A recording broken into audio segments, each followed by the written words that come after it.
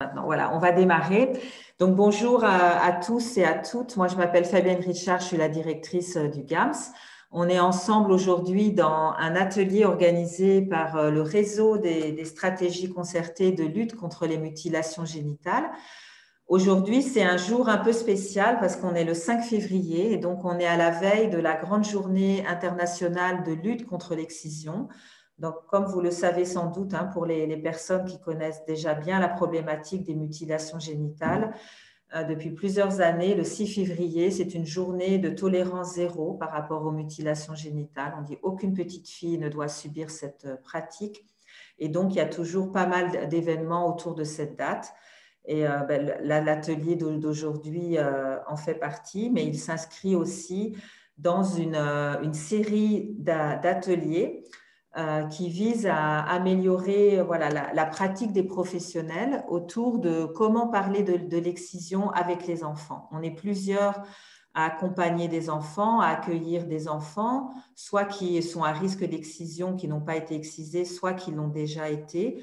Et on a remarqué dans nos différentes formations que quand on est en contact avec les professionnels, que c'est toujours un petit peu dur. On ne sait jamais quel mot utiliser, quelle posture. Est-ce qu'il faut voir l'enfant seul avec ses parents? D'abord, l'enfant et ses parents, l'enfant seul, la mère seule. Enfin voilà, des fois, on est un petit peu perdu. Et donc, on a initié avec le réseau des stratégies concertées une série de webinaires.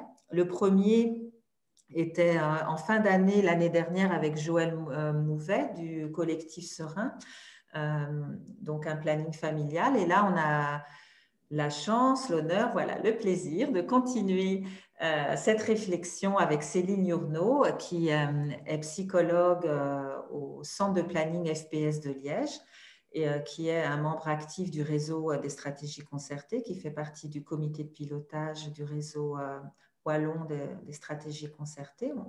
On fera des annonces en fin de webinaire pour toutes les annonces qui sont liées au réseau wallon et au réseau bruxellois des stratégies concertées. Mais je propose qu'on commence directement avec le sujet. Alors, les webinaires, vous verrez, on laisse beaucoup de place à l'intervenant, plutôt que d'avoir des conférences où chacun ou chacune n'a que 10 minutes et c'est un peu frustrant. Le principe des webinaires, c'est qu'on invite seulement voilà, une ou deux personnes et qui du coup ont le temps de vraiment développer bien leur sujet. Et vous, surtout en tant que public, en tant que participant, participante, que vous puissiez échanger, parce que c'est ça le but.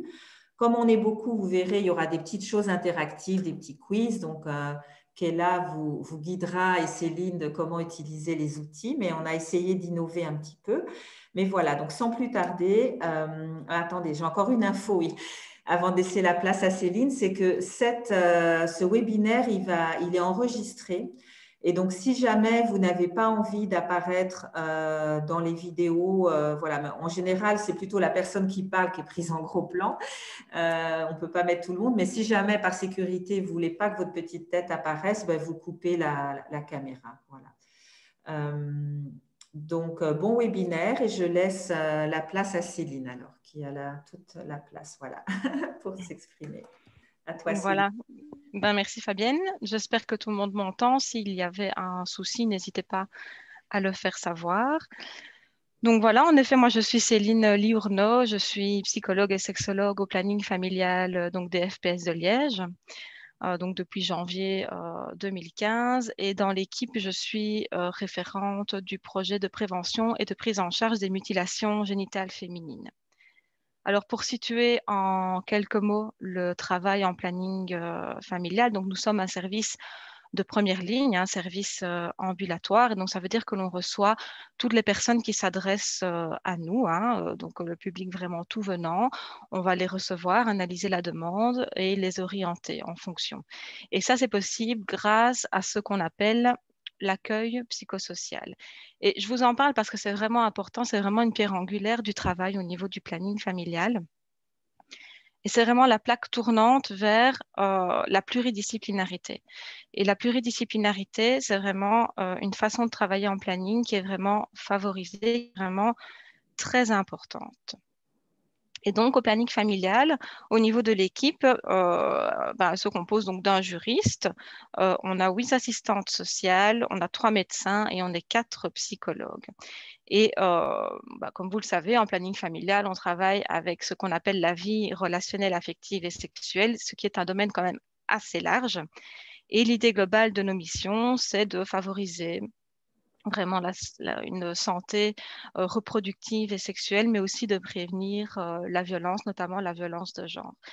Et notre planning est depuis peu agréé comme un service d'accompagnement de victimes de violences de genre. Donc ça, c'est pour vous dresser un petit peu le tableau, le contexte dans lequel on travaille. Et donc, comme vous l'avez compris, au planning familial, on reçoit beaucoup de femmes, de familles qui sont concernées par l'excision. Je ne vais pas rentrer dans les détails du projet parce que ce n'est pas l'objet d'aujourd'hui, mais donc on décline toute une série de services qui sont spécifiquement dédiés à ce public. Un des gros avantages, c'est que du coup, on peut, entre autres, proposer des consultations psychologiques et sexologiques qui sont du coup gratuites et donc accessibles. Alors, ce qui nous intéresse aujourd'hui, ce sont les suivis CGRA, ce qu'on appelle les suivis CGRA. Alors, de quoi s'agit-il? Comme je ne suis pas certaine que tout le monde est au clair, je me permets d'expliquer de quoi il s'agit. Donc, ce sont des petites filles, des mamans qui ont été reconnues réfugiées, donc suite, par exemple, à une demande d'asile. Et elles ont été reconnues réfugiées, donc elles ont obtenu un titre de séjour sur le territoire belge parce que il a été établi qu'elles sont bien effectivement à risque d'excision en cas de retour au pays. Donc, la situation un peu classique, c'est d'avoir une maman qui est concernée par l'excision avec une petite fille ou plusieurs petites filles qui sont intactes et donc le risque a été établi et elles ont été reconnues réfugiées. Mais le statut de réfugié est conditionné, c'est-à-dire que le CGRA va demander chaque année que la maman fournisse un document, donc c'est un certificat médical donc d'excision ou de non-excision qui va attester s'il y a une excision ou pas, et la maman va devoir l'envoyer au CGRA.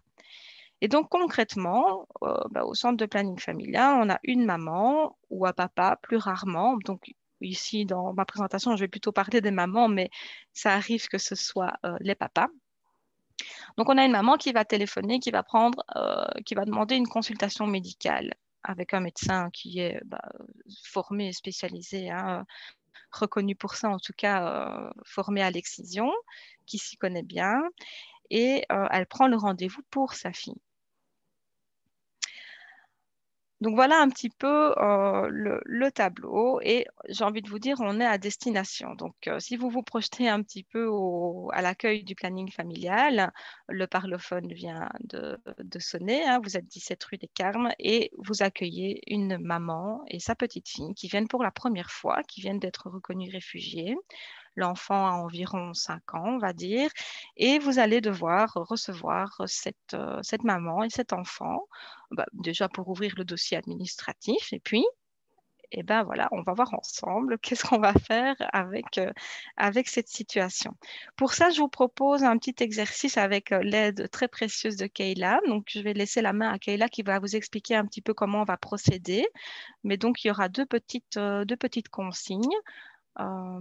Voilà, Kayla, je te laisse Voilà, prendre la main. d'accord. Donc, voilà, bonjour, je suis Kéla, je travaille aussi au GAMS. Donc, ici, on va utiliser une plateforme qui s'appelle menti.com. Alors, je vais ouvrir mon... J'avais essayé de faire l'essai ici, mais ce n'était pas ça que je voulais. Donc, je vais vous montrer comment vous pouvez aller sur menti.com. Ça sera plus simple comme ça. Voilà. Donc, c'est ça. Donc, l'adresse, donc vous prenez votre smartphone, si vous avez votre smartphone, et vous tapez sur le moteur de recherche menti.com. D'accord?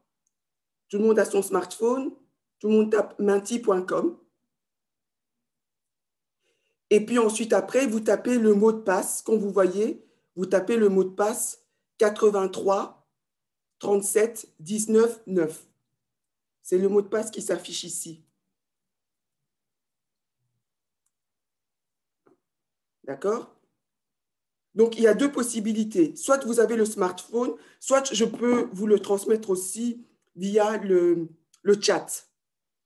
D'accord? Voilà. Et donc, la première question, c'est la première fois que j'ai découvert l'existence de l'excision, j'ai été en un mot. Et donc, après, Céline va réagir.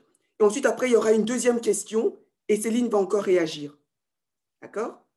Alors, s'il y a une personne qui ne sait pas aller sur menti.com via son smartphone, il peut aussi aller via directement sur son laptop. Hein. Vous pouvez aussi aller sur votre laptop et taper, aller sur un moteur de recherche et taper menti.com. Vous allez aussi avoir la même chose. Donc, je laisse les personnes, jusqu'à présent, tu peux aussi suivre Céline. Il y a 18, 21 personnes qui réagissent. Quand il y aura plus ou moins une quarantaine, tu pourras réagir. Et donc, c'est anonyme. Donc, il n'y a pas votre nom qui va être affiché. Et en fonction de la récurrence des mots qui reviennent, les mots arrivent en plus ils arrivent, plus vous les tapez, plus ils arrivent en gras. D'accord? Voilà. Donc, on attend, on a encore une trentaine de personnes. Et puis ensuite, après, je te propose de commenter ici. Et puis après, on passe au second. D'accord? 32. Oui. Encore une quarantaine de personnes et puis on arrête ici.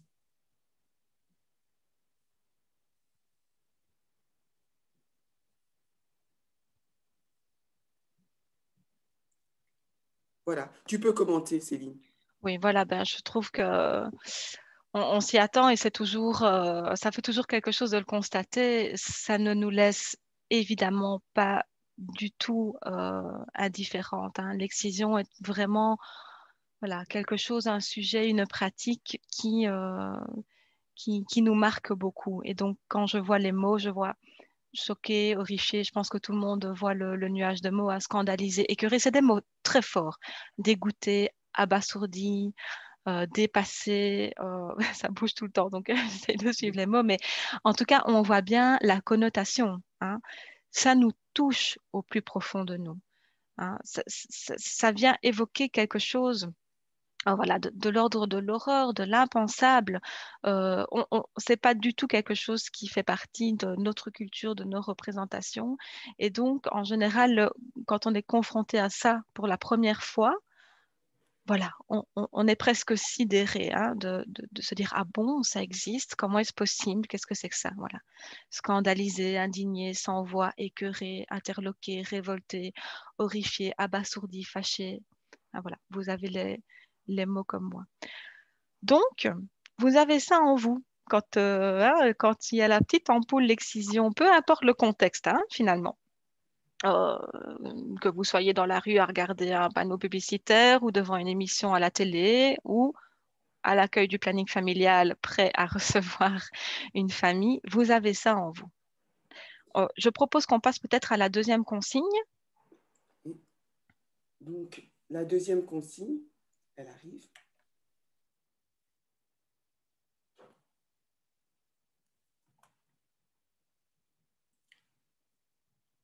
Donc, ici, je vais arrêter.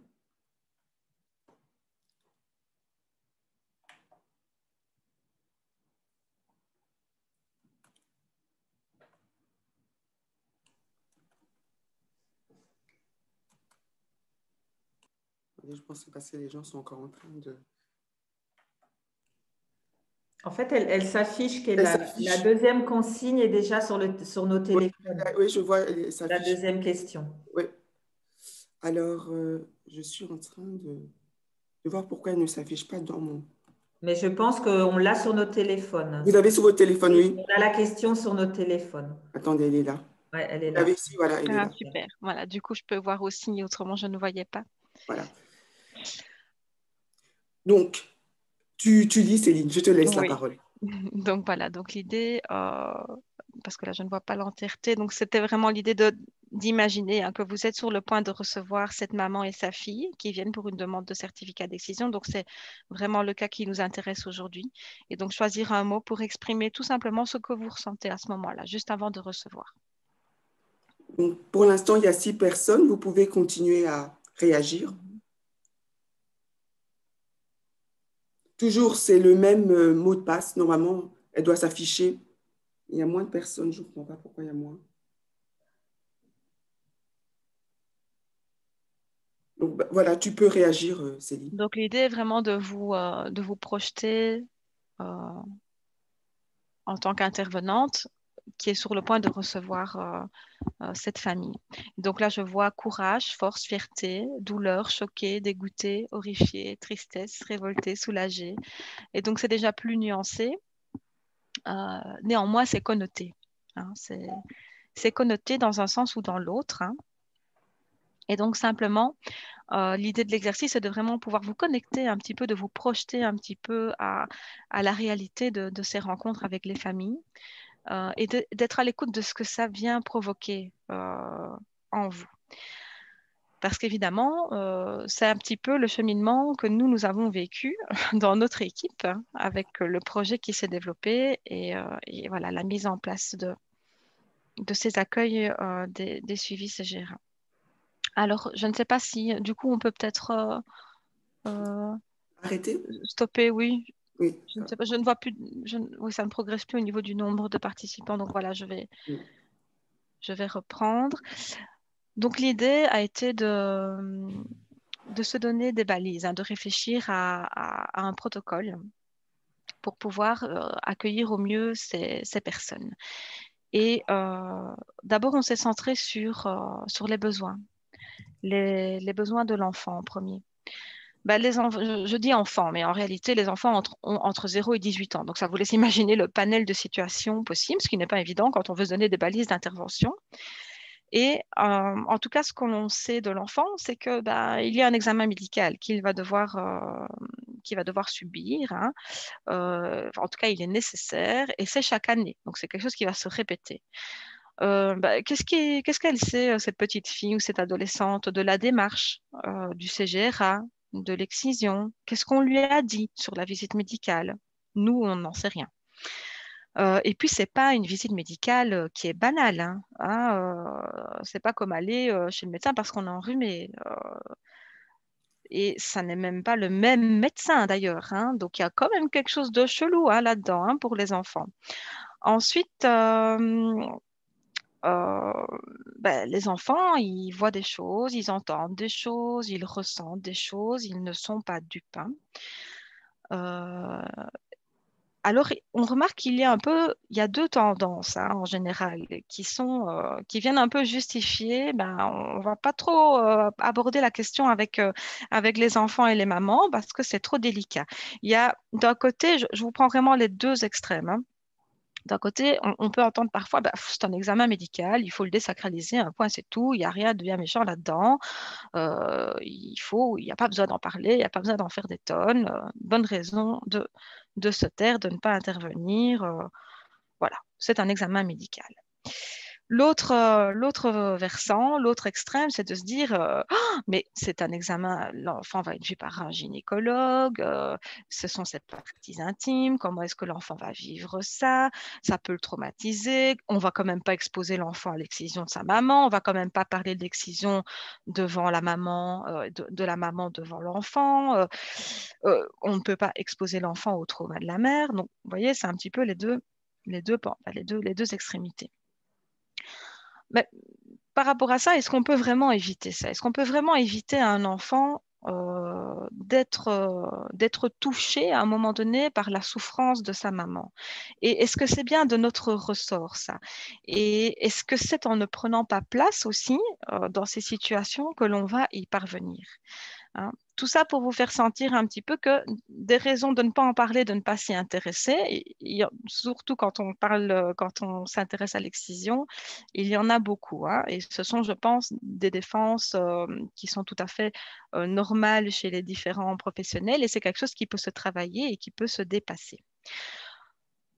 Donc voilà un petit peu pour les enfants. Alors les enfants qu'on accueille, on les voit parfois, ils sont insouciants et joyeux. Parfois, au contraire, ils sont intimidés, taiseux, ou pas contents d'être là en colère. Ou parfois, ils ont peur aussi. Hein. Donc, on peut avoir tout un panel de réactions chez les enfants. Si on se penche plutôt du côté de la maman, la maman, elle, dans la majorité des cas, déjà, elle est concernée, elle, par l'excision. Elle l'a vécu dans son corps, ou proche d'elle, en tout cas. Elle a un avis sur l'excision. Elle est obligée d'être là. Elle est obligée par le CGRA d'être là et d'amener sa fille. Donc, elle doit dire quelque chose à sa fille. Sa fille, en général, elle ne va pas à l'école quand elle vient voir le médecin. Donc, il faut dire quelque chose à l'école aussi, justifier l'absence. Elle est potentiellement marquée, cette maman, par son excision, par son vécu, par son exil aussi. Hein, et les mamans, bien souvent, elles peuvent manifester soit de l'incompréhension, ou être blasées, ou se montrer renfermées, être en colère, ou être inquiètes, ou très stressées. On a des mamans vraiment qui sont dans des états de stress parce qu'elles comprennent qu'il y a un enjeu par rapport à leur statut en Belgique. Hein. Et donc, il faut un rendez-vous très, très vite, sinon elles vont être en retard. Voilà, il y a vraiment beaucoup de pression. Il y a des mamans qui se mettent beaucoup de pression, pas toutes, hein, mais c'est pour vous donner un petit peu le panel. Et donc, ça peut créer vraiment chez les mamans, en tout cas, un sentiment d'insécurité et d'impuissance qui va être continu et qui va être réactualisé d'année en année. Et puis, si on se penche du côté de l'équipe qui est là et qui va recevoir cette maman et cet enfant, l'équipe aussi, elle a son lot de ressentis.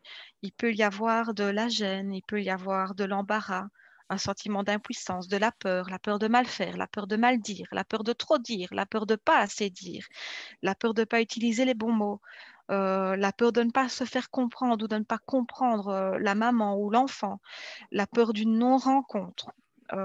Ça peut susciter des questionnements, des malaises, des maladresses. Et dans notre équipe, en tout cas, on a vraiment senti à un moment donné le besoin d'avoir un protocole pour assurer une cohérence au niveau de nos pratiques, une continuité, de pouvoir avoir de la concertation sur qu'est-ce qu'on fait dans ces situations-là, et de pouvoir aussi mettre en commun les ressources de chacune.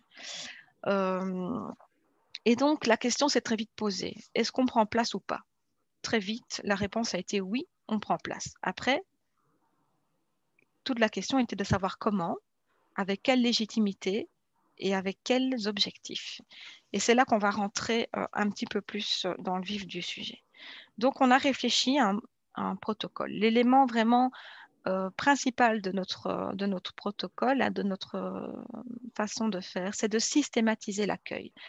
Ça veut dire que chaque année, les personnes qui viennent pour un certificat dans le cadre d'un suivi CGRA vont être reçues en accueil par une intervenante psychosociale.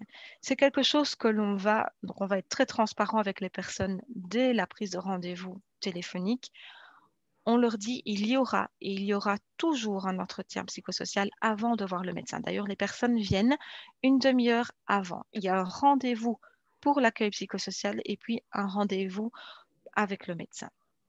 L'entretien, on va le mener de façon conjointe avec la maman et l'enfant, l'adolescent.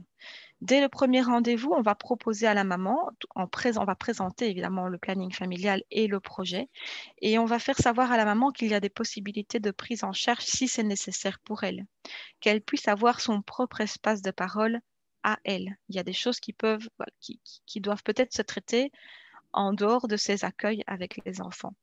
Donc, on va ouvrir ça avec la maman. On va l'ouvrir aussi avec les adolescentes. La balise que l'on se donne, c'est à peu près 12 ans. À partir de 12 ans, avec les enfants qui grandissent, en tout cas, on va le proposer. Mais voilà, tu grandis. Si tu veux, on peut se voir, rien que nous deux, sans maman, pour discuter un petit peu. Voilà. On va faire une proposition. Donc, on va présenter le planning, ces projets. On va présenter aussi les conditions. Hein. Donc, comme je vous le dis, il y aura toujours un accueil et l'enfant doit être présent et doit être ausculté. On ne fait pas de certificat médical sur base d'une parole. Et à la première rencontre avec la maman, c'est quelque chose qui peut parfois prendre un peu du temps, mais on va aussi aborder la question de l'excision avec la maman. On va faire l'anamnèse progressivement. Donc, est-ce que la maman est bien concernée? On peut avoir des mamans qui parfois ont aussi été épargnés par l'excision, hein, ça peut arriver. Donc, il faut faire attention quand on rentre dans ce type d'entretien de ne pas, de bien être, de s'attendre à tout et de bien faire en sorte de faire une photographie vraiment de la situation de la maman, de poser ce type de questions. Est-ce qu'elle connaît le type d'excision? Est-ce qu'elle connaît le certificat qu'on lui demande? Elle connaît ce document? Est-ce qu'elle connaît les différents types? Est-ce qu'elle a des questions? Est-ce qu'elle veut qu'on revoie ça ensemble? Est-ce qu'elle comprend bien la démarche, le suivi CGRA? Comment ça fait sens pour elle? Comment est-ce qu'elle le vit aussi, hein, d'emmener son enfant comme ça chez le médecin, d'être contrainte à ça? Donc voilà, on va prendre le temps d'entrer en contact avec la maman et de faire cette anamnèse aussi autour de l'excision et de sonder la situation familiale autour de l'excision. Est-ce que les sœurs sont excisées? À quel âge est-ce que la maman a été excisée? La raison pour laquelle elle veut protéger ses enfants, etc., etc. On y va petit à petit, hein, évidemment, ce n'est jamais un interrogatoire, hein. Ensuite, on a réfléchi un peu le contenu des entretiens en fonction de l'âge des enfants, mais aussi de la pratique concrète de nos médecins. C'est pour ça que c'est vraiment quelque chose qui est un outil interne et qui évolue en permanence parce que voilà, ça, on tente, on essaye, on recommence et voilà, c'est en mouvement. Les balises que l'on s'est données, c'est que de 0 à 2 ans, donc pour les tout petits, eh bien, on va prendre des nouvelles du bébé. Évidemment, on va s'adresser au bébé aussi, hein, on va prendre contact avec lui. Et puis, on va s'intéresser avec la maman aux soins du bébé. Est-ce que c'est la première fois que la maman est confrontée à une vulve intacte? Est-ce qu'elle a des questions sur l'anatomie de sa fille? Est-ce que ça la tracasse de voir son enfant grandir sans l'excision? Parce que finalement, qu'est-ce que ça représente pour elle, hein, l'excision? Qu'est-ce qu'elle a entendu dire là-dessus? Qu'est-ce qu'on lui a transmis de cette tradition, de son utilité, hein? Pourquoi est-ce qu'elle elle ne voulait pas que sa fille soit excisée? Et on va, donc, comme je le disais tantôt, s'intéresser à comment la maman vit, quel est son vécu par rapport à ce suivi CGRA, à ces examens médicaux. Alors parfois, on a des mamans qui sont fières de montrer leur petite fille intacte, hein. Parfois, on a des mamans où rien que l'examen médical, avoir un médecin qui va enlever le linge de leur bébé, ça va les angoisser, hein. Donc, on peut avoir aussi des profils très différents de réaction, d'où l'intérêt de s'y intéresser. De 2 à 5 ans, là, on va s'adresser davantage à l'enfant. On va le rassurer. On va le préparer à l'examen médical. On va lui expliquer simplement. Tu vas enlever ta culotte avec maman, hein, chez le médecin. Le docteur va regarder à l'endroit par où tu fais pipi. Hein, comment est-ce qu'on appelle cet endroit-là? Comment est-ce que tu appelles cet endroit-là? Et maman, comment est-ce qu'elle appelle ça? On va solliciter la maman. Partir des mots de la maman, des mots du quotidien, pas notre jargon à nous, hein, même si on peut progressivement amener, on appelle ça la vulve, hein, il y a différentes parties, voilà. On peut amener progressivement les mots, les vrais mots, mais c'est important de partir de ce que l'enfant sait déjà et de ce que la maman dit. Est-ce qu'il y a des mots qui sont déjà mis sur l'intimité, sur cette partie-là du corps? On est étonné que parfois, il y a des petits-enfants qui sont déjà, qui ont l'air assez au clair, comme ça. Bah oui, le médecin vient, il va regarder mon kiki, ma nounou, je ne sais quoi. Et voilà. Alors, on va s'intéresser aussi à la découverte du corps par ce tout petit enfant, hein, parce que parfois, on a des mamans qui sont un peu inquiètes. Tiens, elle met beaucoup sa main dans sa culotte, elle joue déjà avec les garçons. Et donc, ça, c'est quand même important de pouvoir rassurer la maman et l'informer, hein. Et donc, c'est important de s'inquiéter de ça, d'amener le sujet sur le tapis pour pouvoir aller sonder ça avec la maman. Comment elle se sent avec ça? Est-ce que c'est facile pour elle de parler de ça? Qu'est-ce qu'elle connaît du développement psycho-affectif d'une petite fille? Qu'est-ce qu'on lui a transmis de ça dans sa famille, dans sa culture, dans sa communauté? Qu'est-ce qu'elle entend aujourd'hui sur les réseaux sociaux par rapport à ça? Aller un peu déconstruire tout ça avec elle et en parler. Et on va surtout rester fort attentif à la façon dont la maman va recevoir notre discours. Parce que donc nous, on va s'adresser à l'enfant, on va peut-être donner une explication de l'excision, de l'examen médical, etc. Et on va toujours aller solliciter la maman. Madame, est-ce que ça vous convient comme explication ou est-ce que vous voulez la modifier ou compléter? Quels mots vous utilisez-vous, hein? Donc voilà, de pouvoir vraiment co-construire avec la maman. De 6 à 11 ans, bah, c'est quasiment la même chose. Maintenant, on a des enfants plus grands et donc on va rentrer davantage en contact avec l'enfant, partir vraiment, vraiment là de ce qu'il sait, notamment sur son corps, bien nommer les parties du corps. On peut montrer sur son corps ou sur des schémas qui sont adaptés aux enfants. On va expliquer l'excision. En général, comme on voit les enfants d'année en année, c'est des choses qui ont peut-être déjà été dites et donc on va repartir sur des bases connues.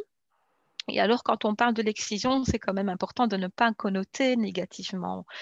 La raison pour laquelle, en tant que professionnel de santé, on est légitime pour aborder la question, c'est uniquement et simplement, j'ai envie de dire, l'impact sur la santé. Et donc, c'est ça qu'il faut amener, je pense, vraiment, avec les enfants, avec les familles. Ce n'est pas de juger cette pratique, hein. C'est ni de la connoter, parce qu'elle peut avoir une fonction très, très importante. C'est vraiment, voilà, de partir du point de vue de la santé. Pour la santé, ça n'est pas bon. Pour la santé, c'est à éviter. Et souligner avec l'enfant, ta maman, elle a voulu te protéger de Moi, ça. je t'ai dit, tu te souviens, Voilà. je t'ai dit. Hein. Ah, Quand tu j'entends m'as dit quelqu'un au qui bout parle. des fêtes, Voilà.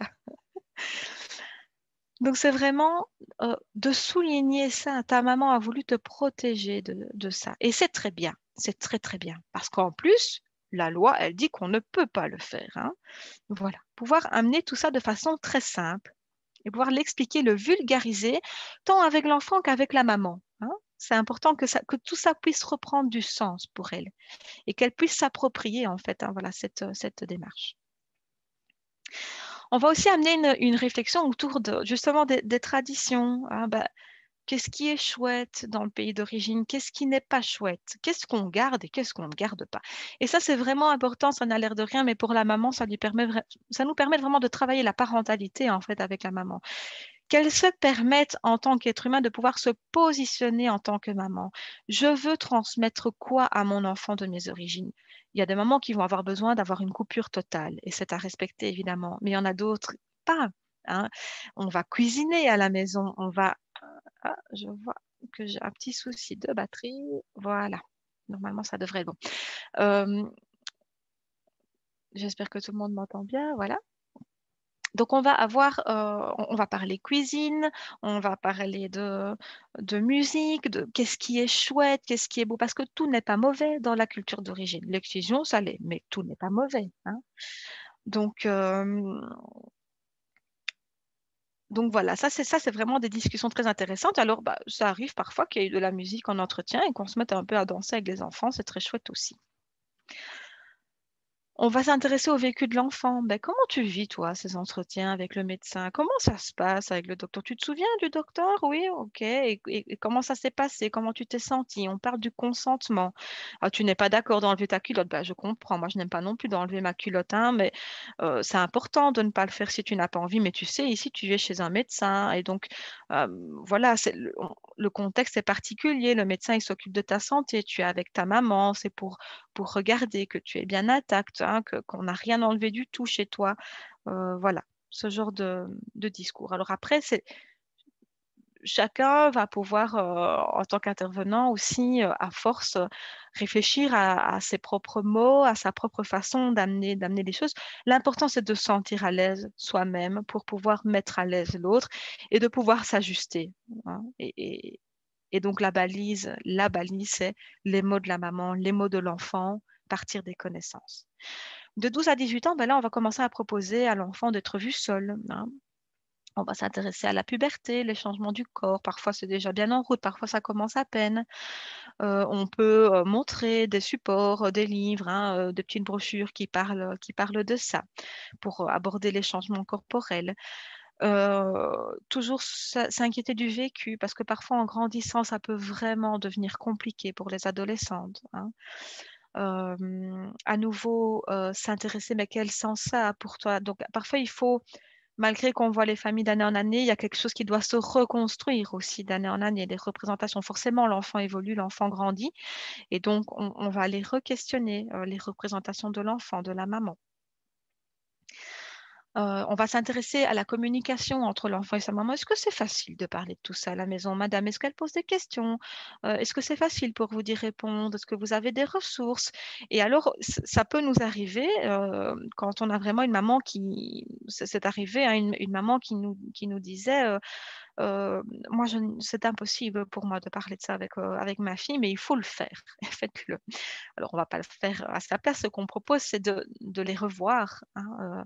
On peut prendre le temps de les recevoir en accueil, une fois, deux fois, trois fois, peu importe le temps, hein. Ça peut être un suivi donc pour parler de ça, pour parler de l'intimité, pour parler de l'excision, pour parler voilà, de ce que la famille, en tout cas, a envie ce sur quoi la famille a envie de cheminer.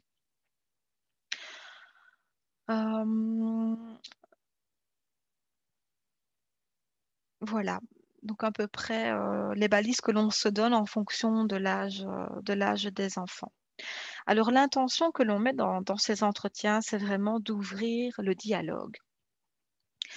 Alors notre responsable parle de forçage doux. On dit aussi dans l'équipe une proactivité bienveillante. En tout cas, c'est un positionnement à prendre. C'est oser prendre place, hein, délicatement en respectant le rythme de la famille, mais oser le faire et le faire. C'est-à-dire que l'entretien, lui, il n'est pas proposé, l'entretien a lieu. Ce que l'on propose, c'est tout le contenu de l'entretien. On va faire des propositions. Ça permet, en tout cas, on remarque d'instaurer vraiment d'année en année, déjà ça permet une rencontre, hein, une rencontre psychosociale. Ça permet d'instaurer un lien de confiance et un filet de sécurité pour ces familles, pour aborder l'intimité et les difficultés qui sont liées à l'intimité. Et comme je le disais tantôt, ça nécessite vraiment de pouvoir s'ajuster. Alors, ça demande aussi des moyens, hein, et pas mal de rigueur au niveau administratif pour le suivi des dossiers. Ça demande une transparence dès la prise de rendez-vous, je vous le disais tout à l'heure. Il faut maîtriser évidemment toute une série de connaissances autour de l'excision. Il faut prendre le temps de l'accueil. Ça paraît bête à dire, mais c'est du temps. C'est vraiment du temps, du temps. Parfois, on peut rester 40 minutes avec les personnes avant qu'elles voient le médecin, hein. C'est quelque chose, à partir du moment où on ouvre la porte et on offre, hein, on peut cadrer les rencontres, mais c'est pas des rencontres qui se font en 10 minutes. Ça demande une organisation du travail aussi entre collègues, hein, se briefer en début de journée sur les situations, débriefer si c'est nécessaire. La question de la légitimité, ça c'est une grande question parce que, et encore parfois dans notre équipe, hein, au bout d'un temps, une collègue va dire oui, mais enfin quand même, les personnes viennent pour un papier. C'est quoi notre légitimité? Il y a plusieurs facteurs, hein, qui légitimisent cette façon, en tout cas ce choix-là d'intervenir de cette façon-là. La première chose, c'est que nous sommes des professionnels de la santé et au vu des conséquences sur la santé de l'excision, eh bien oui, cela nous concerne. On a une responsabilité, en tout cas de sensibiliser, d'aborder le sujet. Ensuite, des professionnels, mais qui plus est dans une équipe pluridisciplinaire, j'en parlais tout à l'heure. Et donc la pluridisciplinarité, c'est quelque chose qui est à favoriser. Et donc de quelque chose qui pourrait être purement un acte médical. Bonjour, je veux un certificat médical. Venez chez le médecin, vous repartez avec votre certificat, l'enfant a été ausculté. Quelque chose de purement médical, on va en faire. C'est là qu'est l'opportunité, hein. C'est là qu'est vraiment l'opportunité, c'est vraiment d'offrir, de proposer une rencontre psychosociale. Et ça, on se retrouve sur la plaque tournante dont je parlais tant, ça permet d'activer la prise en charge pluridisciplinaire. Parce que les mamans, et ça c'est un autre point important au niveau de la légitimité, c'est qu'en général, pas toutes, mais certaines vont vraiment, ont subi un traumatisme psychologique. Et le trauma est un phénomène psychique qui va amener le silence. Et donc, je fais une toute petite digression pour vous donner un exemple. Moi, je suis toujours étonnée de rencontrer des mamans qui parfois ont accouché plusieurs fois en Belgique et qui n'ont jamais parlé de l'excision, même avec leur gynécologue, hein. Et alors, pour être aussi en contact avec beaucoup de professionnels, ce que j'entends souvent, c'est les dames ne demandent pas. Les dames ne sont pas demandeuses, les dames n'en parlent pas, donc on respecte. Hein. Il y a une attention positive, hein, bienveillante. Souvent, hein, des professionnels de dire bah, moi, je ne touche pas trop à ça, je ne veux pas embêter madame, je ne voudrais pas la mettre mal à l'aise, je ne voudrais pas qu'elle se sente jugée. Mais néanmoins, quand on ose, quand on ouvre la porte avec ces dames, eh bien, on se rend compte que oui, elles ont des difficultés, que oui, elles sont en souffrance, que oui, elles ne dorment pas parce qu'elles font des cauchemars, qu'elles ont plein de questions, qu'elles ont envie d'en parler et qu'elles ont besoin surtout d'un lieu sécure et non jugeant où elles vont pouvoir parler librement de l'excision. Parce que souvent, les mamans, elles ont très bien compris, hein, ici, il y a une loi, c'est interdit, l'excision, c'est pas bien, etc. Donc, elles ont une idée du discours qui est attendu d'elles. Oui, je vais protéger ma fille de l'excision parce que c'est pas bon pour la santé. Mais il faut accepter qu'une maman ne peut pas toujours être dans un rapport dichotomique vis-à-vis de l'excision. Bien sûr, dans la majorité des cas, elles ne veulent pas de ça pour leur petite fille.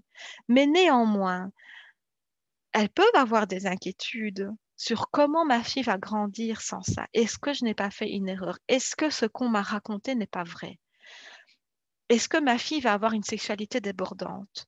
Euh, Elles peuvent avoir vraiment toute une série de représentations de craintes et d'inquiétudes. Et ça, c'est important de pouvoir l'accueillir, vraiment pouvoir accueillir cette complexité-là, toutes ces nuances-là.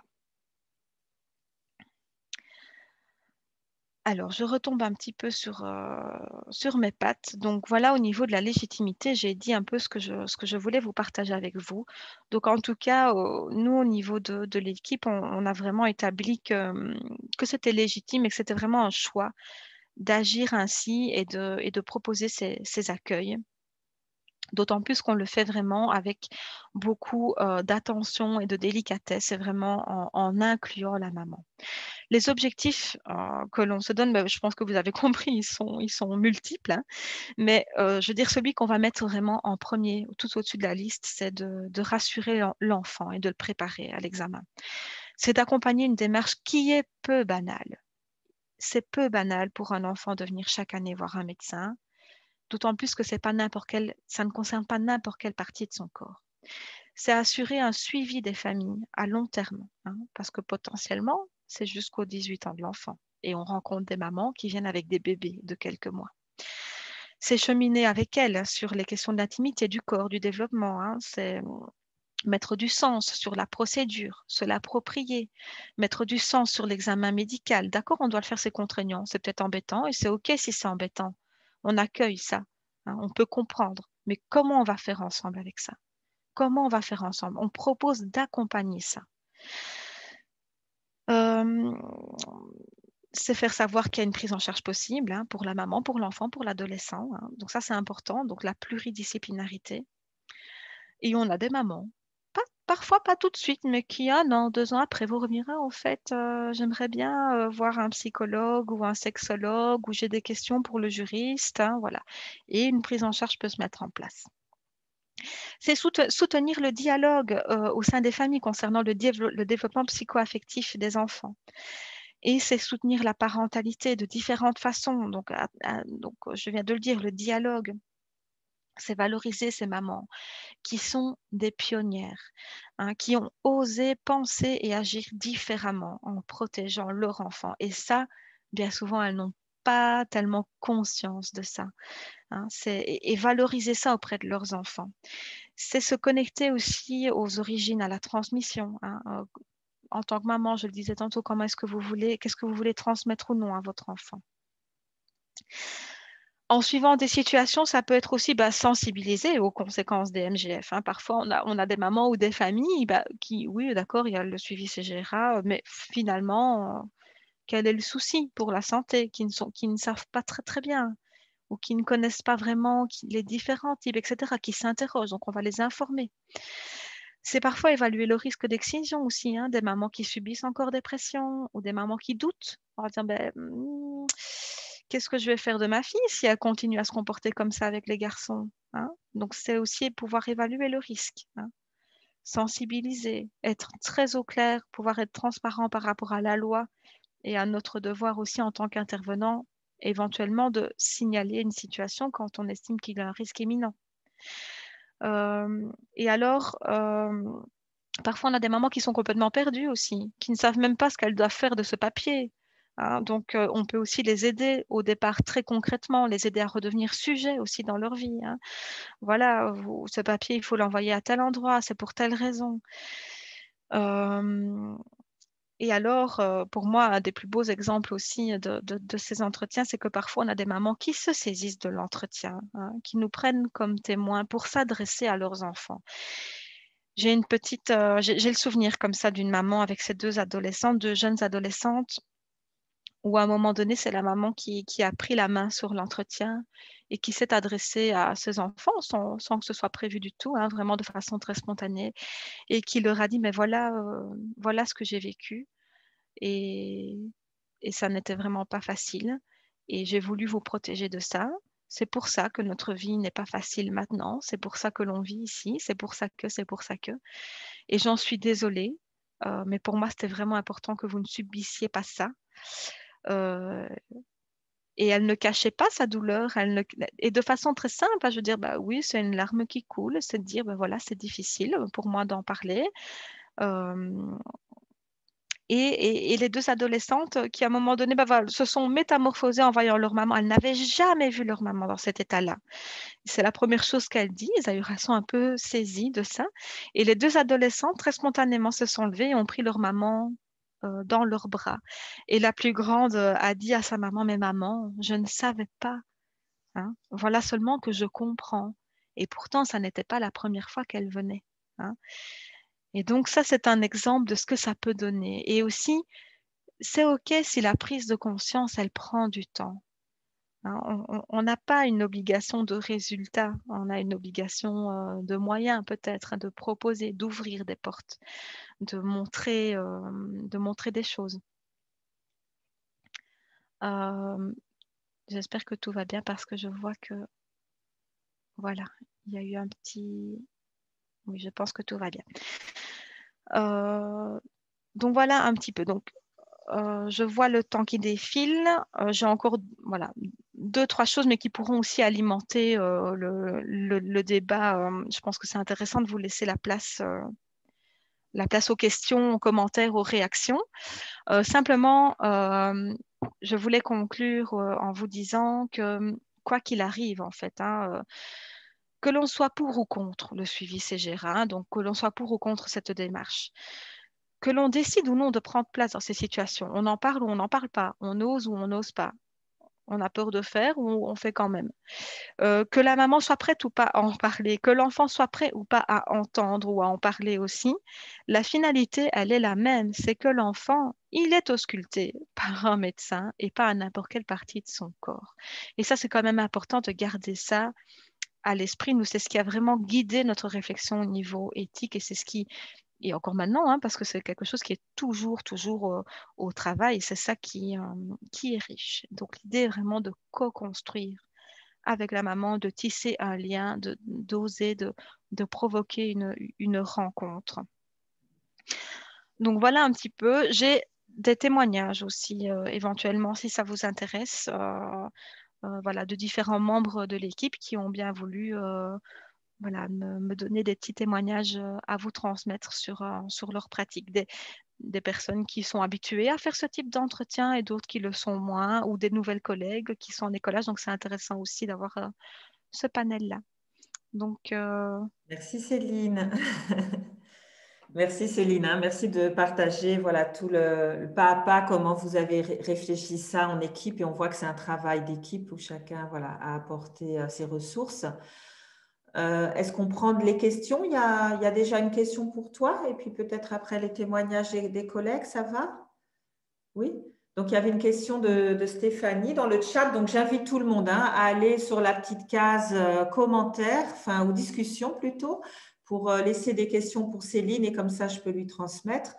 Donc, on a une première question de Stéphanie qui demande est-ce que tu penses que finalement, tout enfant concerné ou non par l'excision devrait pouvoir bénéficier de ce genre de séance d'information et de discussion sur le corps et la santé sexuelle?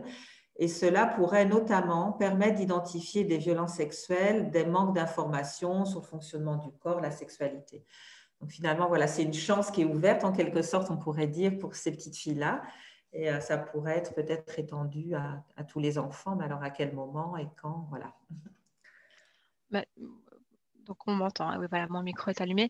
J'ai envie de répondre oui. Je pense que c'est vraiment donc le titre de l'atelier d'aujourd'hui, il y a le mot opportunité dedans et c'est un mot que j'arrive à assumer. Je pense qu'il faut pouvoir saisir ce type d'opportunité.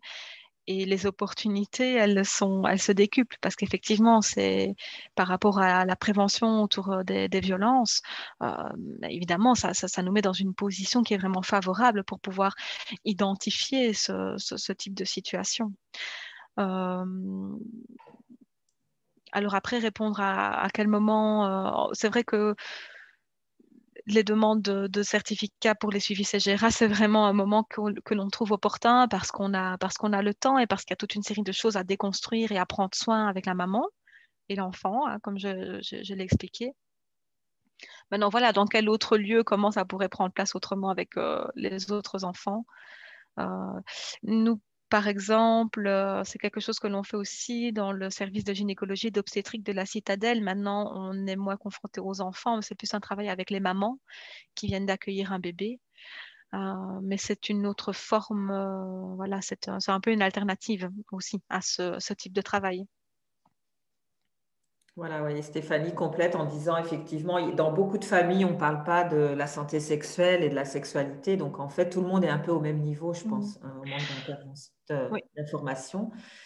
Et je rebondis juste sur ce que la France est en train de discuter suite à MeToo, inceste et toute l'ouverture de la parole par rapport aux victimes d'inceste et au fait qu'il faut que les différents gouvernements prennent leurs responsabilités par rapport à protéger les enfants de manière large, hein, sur les violences sexuelles.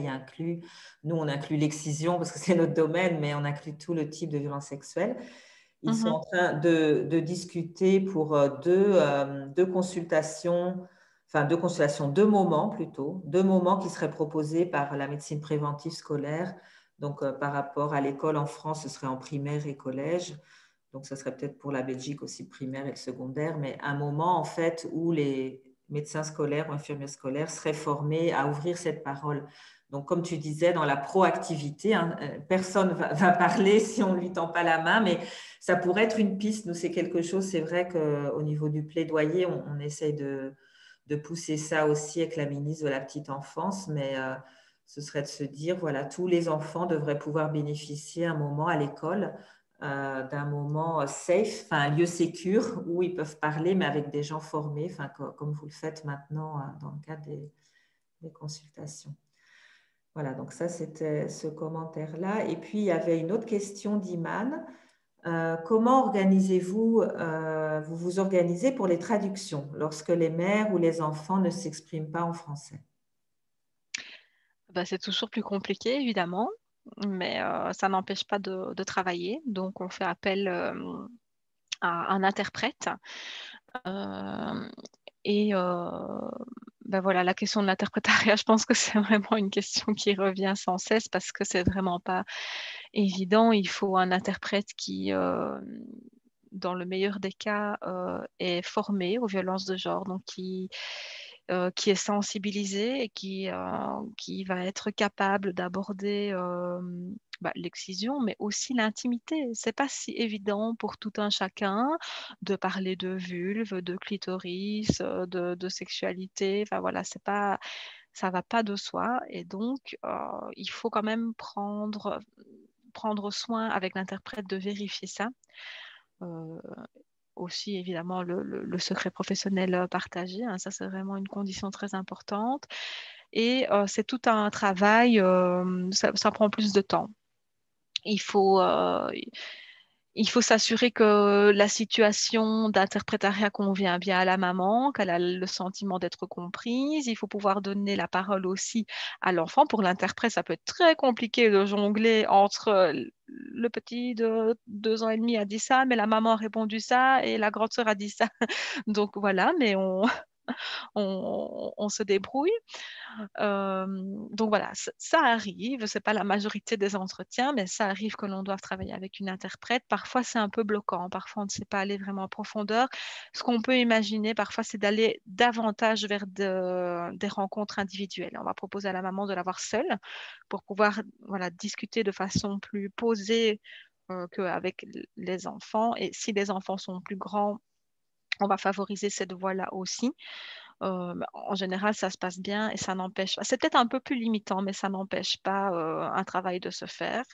Et puis, on a des mamans aussi qui se forment au français et qui, d'année en année, on finit par ne plus tellement avoir besoin de l'interprète. Et ça, c'est chouette aussi. Merci. Voilà, donc pour information, au niveau du GAMS Belgique, on forme aussi des relais communautaires qui sont formés aux violences de genre et à l'accueil et l'écoute pour combler un peu ce manque-là. Mais c'est vrai qu'on ne peut pas couvrir toute la Belgique, hein, c'est illusoire de dire voilà, qu'avec notre pool, même si le pool est de 40 personnes entre voilà, la Flandre, la Wallonie, Bruxelles, ce n'est pas évident. Et donc, dans le cadre des stratégies concertées avec Céline voilà, et les autres membres, ça fait longtemps qu'on y pense et on espère que cette année, bon, le Covid nous a un peu ralenti, on pourra le faire, c'est de proposer des formations au CETIS, à Bruxelles Accueil, voilà, aux différentes associations qui proposent de l'interprétariat social pour aussi former les personnes de ces associations aux violences de genre, parce que c'est particulier comme traduction.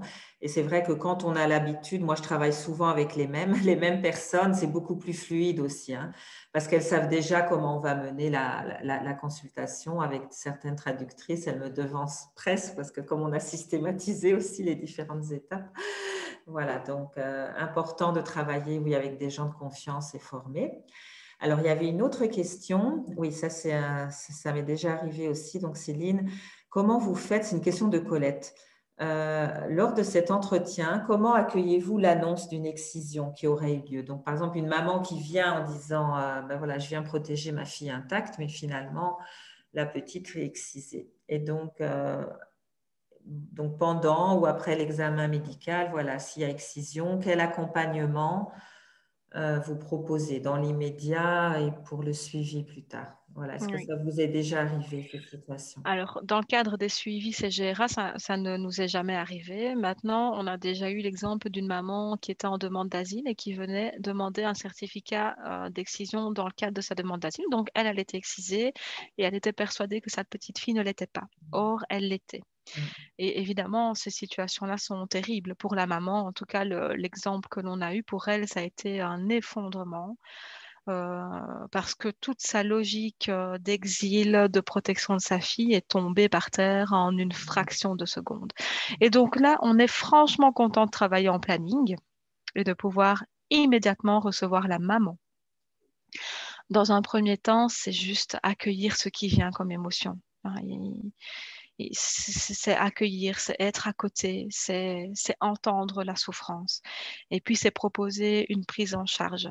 Alors là, en l'occurrence, c'était plutôt pour la maman. L'enfant était assez petite, mais bien sûr, on garde en tête qu'une prise en charge pourra peut-être à un moment donné aussi se faire pour l'enfant. Pour voilà, comment grandir avec cette excision, avec cette histoire-là de l'excision qui n'est pas banale, hein. Et la maman, il faut prendre soin, évidemment. Ça, c'est... Maintenant, dans le cadre des suivis CGRA où la petite fille était intacte et où une excision a eu lieu, ça, on n'a jamais eu. Voilà, j'imagine qu'on aurait le même réflexe d'accueillir la maman. Mais Fabienne, je vais te laisser répondre puisque tu as peut-être l'expérience de ça. Nous, on a eu la même expérience. Donc, je travaille aussi tous les mardis matins à C'est ma vie, au centre médical d'aide aux victimes de l'excision avec Dr Caillet. Donc, on a eu la même situation que tu racontes, une maman qui venait voilà, exciser avec sa petite fille en disant je l'ai protégée et pour faire sa demande d'asile. Et on lui annonce aussi que malheureusement, elle a été excisée. Par contre, on a eu le cas de petites filles qui ont déjà été reconnues réfugiées et qui viennent pour leur examen annuel, où il y a eu un diagnostic différentiel de fait. Donc, où il y a eu soit la fusion des petites lèvres, ou soit un lichen scléreux. Donc, en fait, c'est deux pathologies vulvaires qui peuvent aussi transformer l'aspect de la vulve et qu'on peut confondre avec une infibulation ou une excision. Et ça, c'est très important à connaître. Et c'est pour ça que dans les guidelines qu'on a pu faire dans l'évaluation du risque, on est d'ailleurs en train de mettre à jour en ce moment, quand il y a un risque d'excision, ou on pense plutôt que l'enfant a été excisé, si on n'est pas sûr de soi, il faut toujours demander un deuxième avis parce que les répercussions sont très grandes. Donc, dans le cas d'une enfant qui a été reconnue réfugiée et qu'on conclurait à 100% sûr qu'elle a été excisée, il y a des répercussions forcément judiciaires, voire sur son statut de séjour peut-être, de la maman. Enfin, ça n'est jamais arrivé encore, mais on a eu plusieurs cas où justement quelqu'un avait dit elle a été excisée, et moi j'avais dit mais attendez, envoyez-la dans un centre de référence par un médecin formé, et finalement le médecin formé avait conclu à une fusion des petites lèvres. Donc la fusion des petites lèvres, c'est quand les petites lèvres s'accolent et se ferment, et ça peut ressembler à une infibulation. C'est finalement assez fréquent, même chez les petites filles blanches, il n'y a pas de nationalité. Voilà. Les pédiatres connaissent très bien ça. Avant, il y a 50 ans, on essayait peut-être d'ouvrir, d'opérer, et maintenant on dit qu'il faut laisser, tant que la petite fille peut faire pipi, que ce n'est pas complètement fermé, on laisse, et qu'avec la puberté et l'imprégnation hormonale, après, voilà, les petites lèvres vont grandir, vont grossir, et la vulve, ça va s'entrouvrir. Donc, normalement, on évite de réopérer parce que si on opère, ça se referme souvent, on réopère. Il y a des enfants qui sont opérés deux, trois fois et c'est assez traumatique. Et le lichen scléreux, c'est pareil, il y a des petites crèmes à mettre, voilà, à base de corticoïdes, il y a des traitements, mais ça, c'est aussi important de faire le diagnostic, en fait. Donc, toujours quand on n'est pas sûr, avant de dire votre enfant a été excisé, si on n'est pas dans un centre de référence, voilà, avec des médecins formés, c'est toujours mieux de référer. C'est important. Et l'accueil, oui, de la maman. Quand j'ai vu ça, hein, les effondrements de maman quand on leur dit que leur petite fille est excisée, c'est important de les soutenir, et aussi une fois que la maman est plus capable, voilà, de parler avec vous, de refaire le fil un peu. Et parfois dans l'histoire, elle dit oui, il y a un moment, j'ai laissé 6 mois, peut-être ma petite fille, j'étais très malade, ma petite fille, elle est restée 6 mois vivre avec ma mère au village ou des choses comme ça. Et on essaie de voir à quel moment ça aurait pu se produire. Parce que souvent, la maman, voilà, ça peut qu'elle ne soit pas au courant et que ça a été fait contre son gré, en fait. Ou c'est des mamans qui étaient ici, où la maman et où la petite fille est arrivée plus tard. Donc ça, j'ai aussi eu le cas, hein. La maman est déjà là et la petite fille arrive plus tard. Et l'excision a eu lieu entre le moment où la maman était en Belgique, où elle arrive. Donc, il y a eu le cas de regroupements familiaux où la maman n'a pu fuir que toute seule parce qu'elle n'avait pas l'argent, ou c'était trop compliqué de fuir avec ses 2 filles. Donc, elle fuit toute seule, elle obtient l'asile.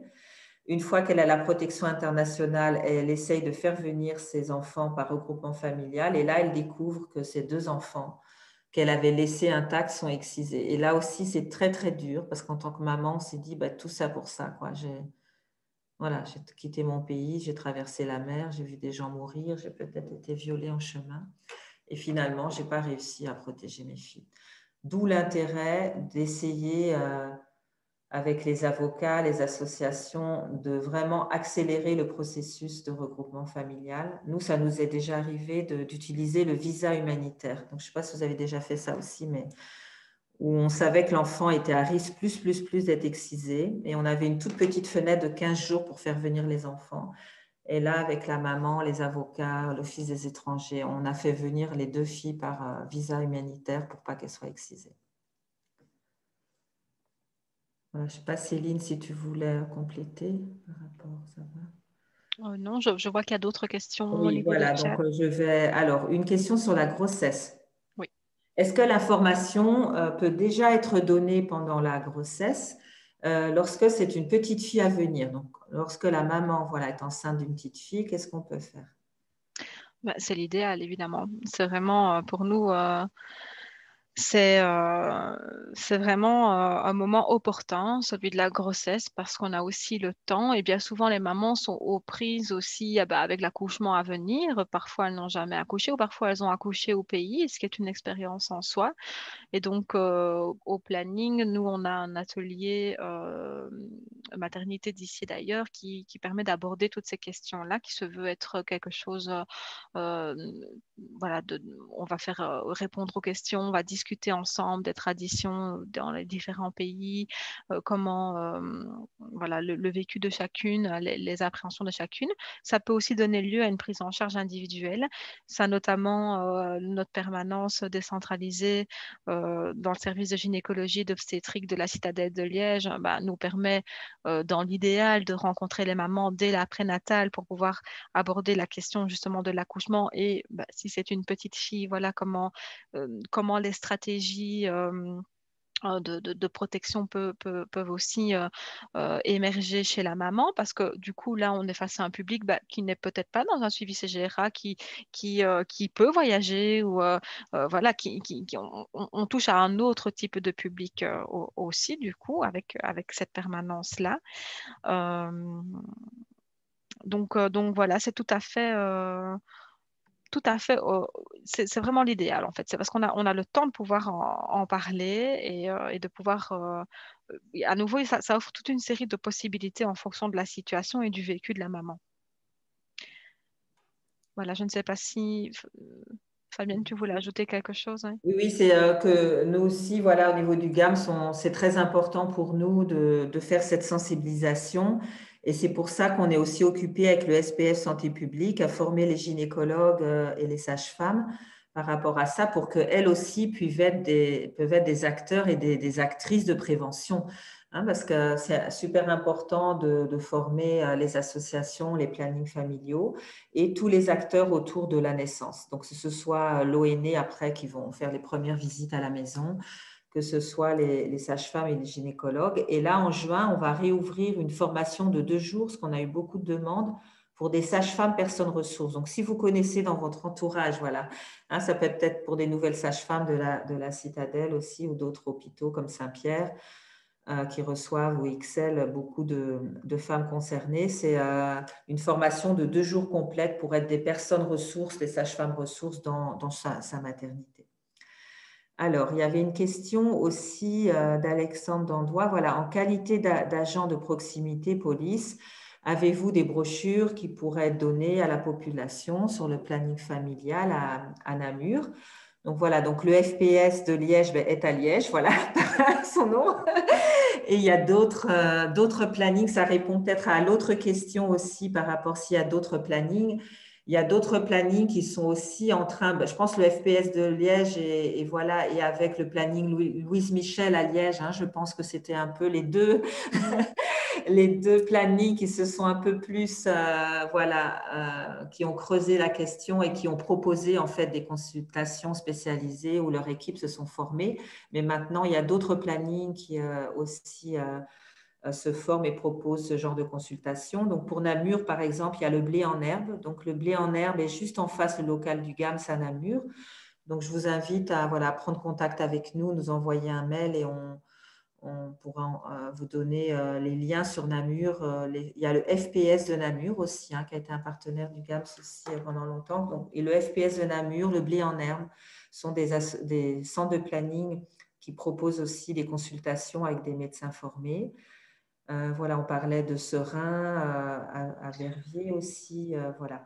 Donc, je Oui. pense que voilà, peut-être tu peux donner d'autres noms de planning aussi que tu connais. Je n'ai pas tellement d'autres noms à donner, mais en tout cas, dire que les centres de planning sont vraiment des lieux stratégiques en fait par rapport à la question de l'excision, parce qu'il y a de la demande, hein, notamment que ce soit pour des certificats dans le cadre d'une demande d'asile ou justement des suivis CGRA. Et donc, nous, on constate que beaucoup de plannings sont confrontés à ce type de demande.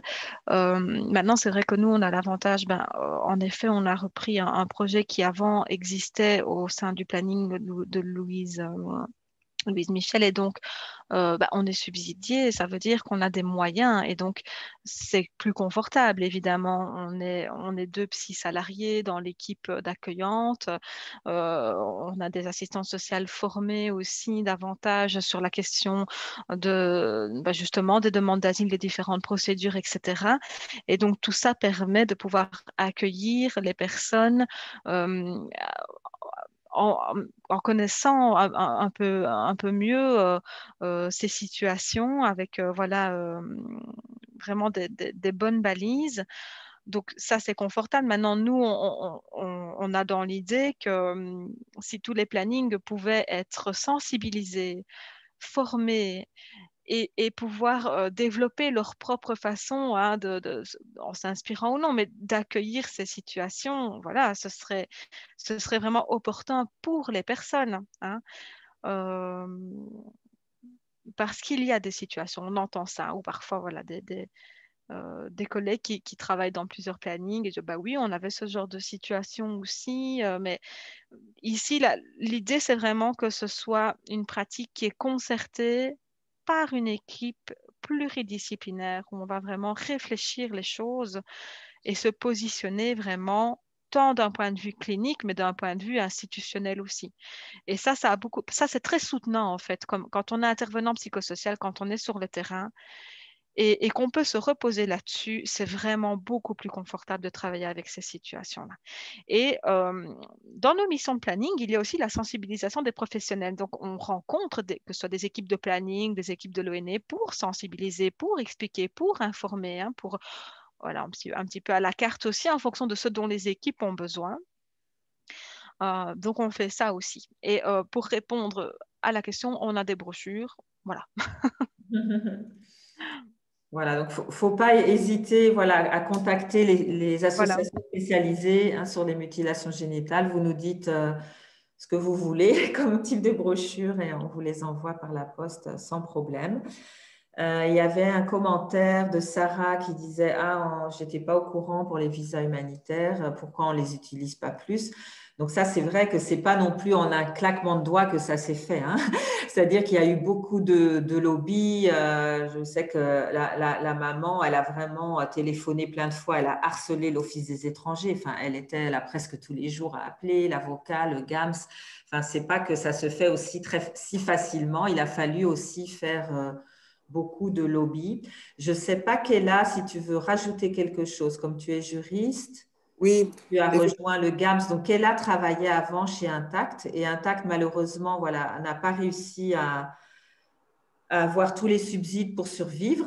Donc, ils sont restés à un niveau bénévole. Mais maintenant, Kéla travaille chez nous et on a récupéré, si je peux dire, l'expertise juridique. oui, Alors, Kéla, si tu veux dire un mot sur les visas humanitaires. oui, effectivement, comme le soulignait Fabienne, c'est une possibilité, mais ça reste très difficile à obtenir parce qu'il n'y a pas de cadre légal, c'est pas réglementé. Ça reste en fait une faveur que peut accorder le ministre de l'Intérieur via l'Office des étrangers.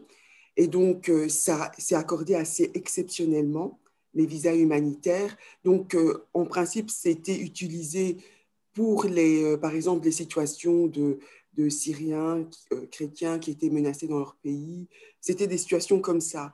Et effectivement, maintenant, de manière individuelle, il y a effectivement, Fabienne parlait d'une situation exceptionnelle où une dame avait obtenu la possibilité de protéger sa fille qui est à risque d'excision dans le pays.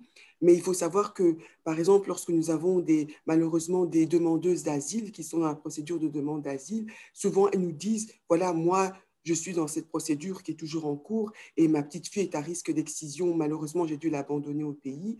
Malheureusement, dans ces conditions, dans ces situations, le visa humanitaire est extrêmement difficile à obtenir parce qu'il demande des conditions de prise en charge et qui sont très difficiles pour la personne à obtenir.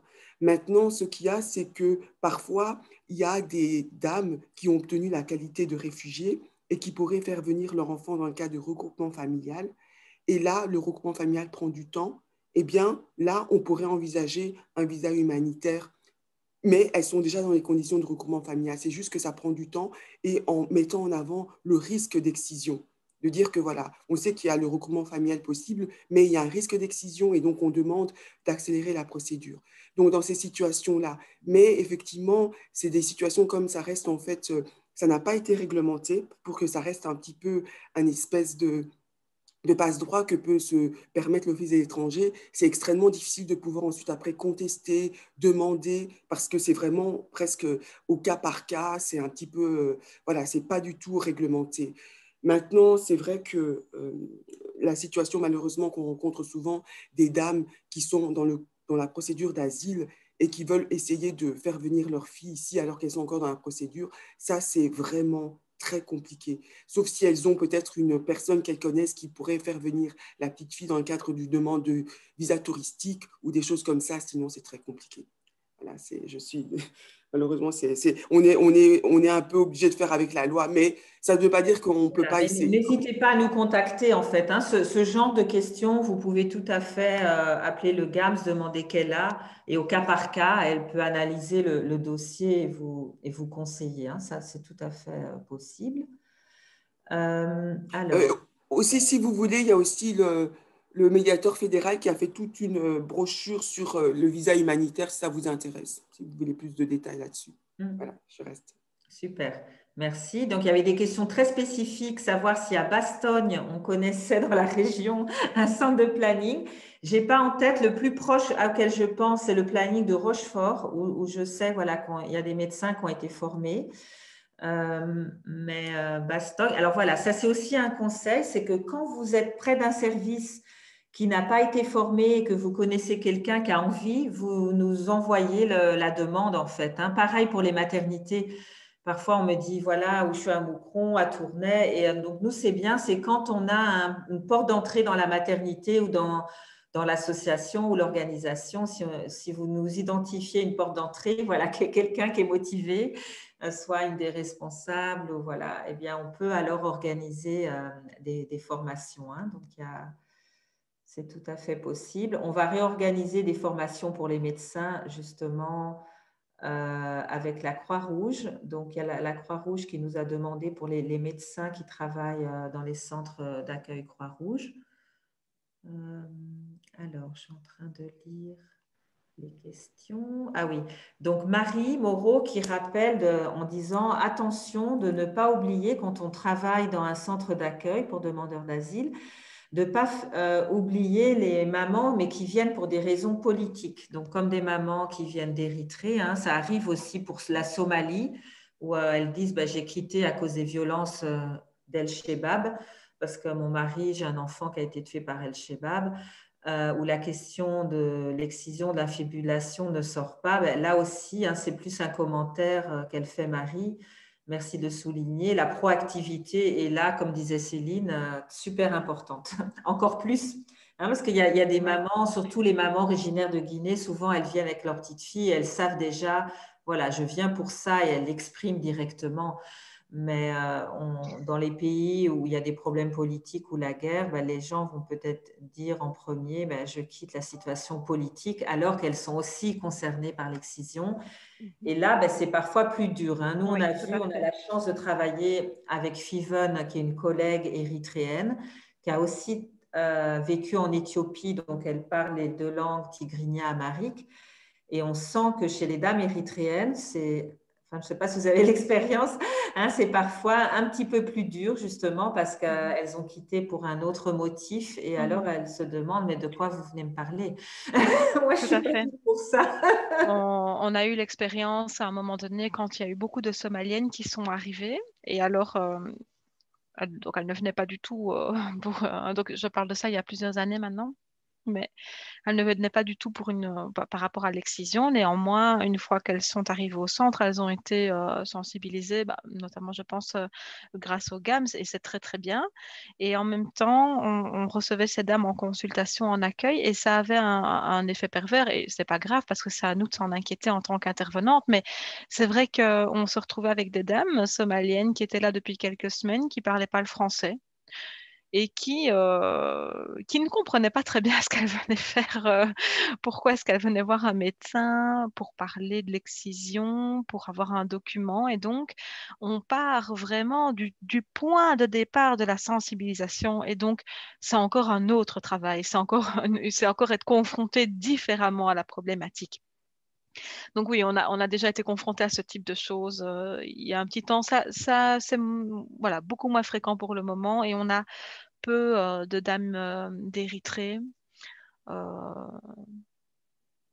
Mais je voilà, trouve pour le moment. que voilà, une des victoires et du cheminement qu'on peut faire avec les femmes dans la sensibilisation, ben, c'est ça, c'est de dire, même si au départ, elle a quitté pour des raisons politiques, mais que grâce aux ateliers de groupe, aux groupes de parole, voilà, aux entretiens individuels de counseling, après 2 ans, elle puisse exprimer, je vais arrêter la pratique pour mes filles ou mes filles à naître.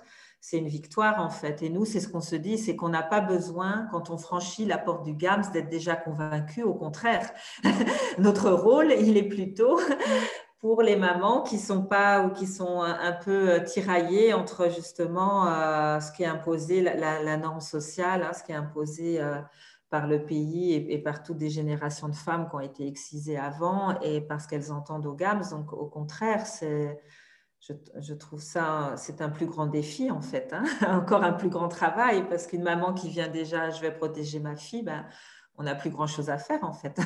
Enfin, c'est beaucoup plus facile et au contraire, je pense qu'on doit vraiment, nous, on travaille là-dessus, se former à déconstruire tous les stéréotypes autour de l'excision et pourquoi c'est si important de continuer. Et c'est tout ce travail-là qui est super intéressant de cheminer avec les femmes.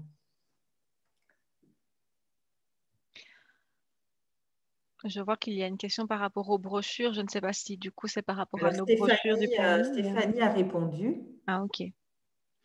En tout cas, vous pouvez toujours adresser aussi un mail au planning si vous voulez des brochures et effectivement, on les a en 8 langues différentes, hein, donc il n'y a pas que français et anglais.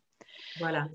Et alors, il y a des gens, voilà, il y a une personne qui nous quitte. Alors, c'est l'occasion, hein, puisqu'on est à 5 minutes de l'action, juste de dire que, voilà, aujourd'hui, on est ensemble pour parler de l'excision des certificats, mais en ce moment, dans 5 minutes, à 11h30, il y a une action et elle est liée en fait à la discussion d'aujourd'hui. Il y a une action qui a lieu avec un groupe, voilà, il y a 30 signataires d'associations féministes. Au départ, c'est les Progress Lawyer Network, le cabinet d'avocats qui a l'occasion beaucoup de soutenir justement les femmes excisées et leurs petites filles qui nous ont interpellées. Le GAMS pour savoir si on voulait être partenaire, évidemment qu'on voulait. Donc, il y a une partie de l'équipe là qui est partie justement devant le bureau de Sarah Schlitz et Sami Madi pour défendre le fait qu'il faut que les mamans aient la même protection internationale que leurs petites filles, parce que vous devez savoir que depuis 2019, ça a changé. Avant, une petite fille reconnue réfugiée, ses parents avaient automatiquement aussi le statut de réfugié. Et maintenant, on estime que non, c'est que la petite fille qui est à risque, c'est que elle qui peut prétendre à la protection internationale. Et la maman n'a rien, elle reste, certaines mamans reçoivent même un ordre de quitter le territoire. Donc, vous vous rendez compte, elles reçoivent ordre de quitter le territoire et la petite fille de 2 ans a ses papiers. Donc, voilà, donc on est parti. Donc, il y a la présidente du GAMS, voilà, des collègues qui sont partis avec des poussettes et des bébés, enfin des bébés, non, plutôt des poupées. Et l'idée, c'est de laisser les poussettes, c'est un signal fort, hein, laisser les poussettes devant le cabinet des ministres et partir et dire, voilà, vos politiques, ça conduit à ça. Les bébés peuvent rester, les enfants et pas les mamans. Donc, on espère que ce mouvement, du coup, qui va être suivi, hein, Belga sera là, les journalistes, que ça va faire bouger les choses. Et ça a un lien, parce que toute la matinée, là, on parle de protection des enfants, de l'examen, mais quid des mamans, quid de leur protection. Et hier, on avait aussi une conférence dans le cadre du 6 février, et Selma, une des avocates, disait très justement que maintenant, on demande aux mamans d'être régularisées, mais que la régularisation, en fait, protège moins, parce que quand on est régularisé, on peut voyager au pays, alors que quand on a le statut de réfugié, on ne peut pas voyager. Et du coup, on est beaucoup plus protégé. Voilà, donc juste une petite intermède pour vous dire ce qui se passe en ce moment. Et vous aurez certainement des images, je pense, de l'événement. Alors, je regarde, Céline, s'il y a d'autres. Oui. Bravo pour cette action. Voilà.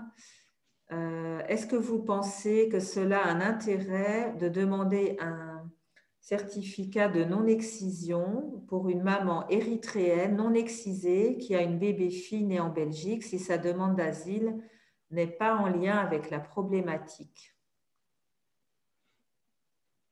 Oui, ça peut tout à fait.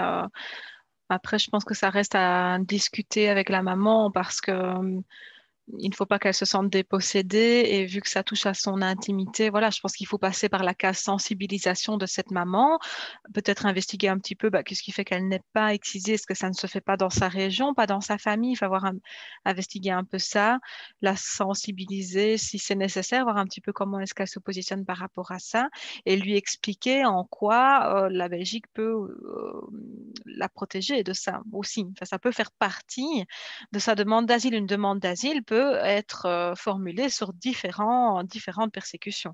Donc, c'est intéressant et après, il ne faut pas l'imposer non plus. Je pense qu'il y a une façon de faire, mais oui, là, clairement, oui.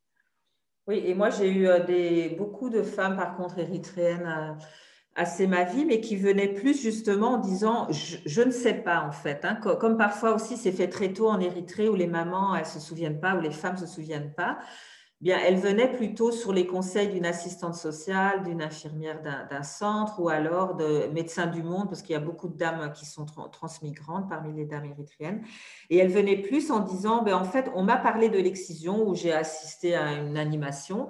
Et en fait, je ne sais pas pour moi-même. Ça me met en doute que finalement, est-ce que je le suis ou je ne le suis pas? Et ça venait plus dans on fait voilà, comme une consultation gynéco et ça fait partie de l'examen. Après, tous les autres besoins, est-ce qu'elles ont besoin de la contraception ou autre chose? Et en même temps, apprendre à se connaître et savoir, tiens, moi j'ai une copine qui l'est, une copine qui ne l'est pas, on est toutes les deux d'Érythrée, moi j'ai envie de savoir en fait. Et donc, présenter, je pense, comme ça, c'est peut-être moins, voilà, en disant…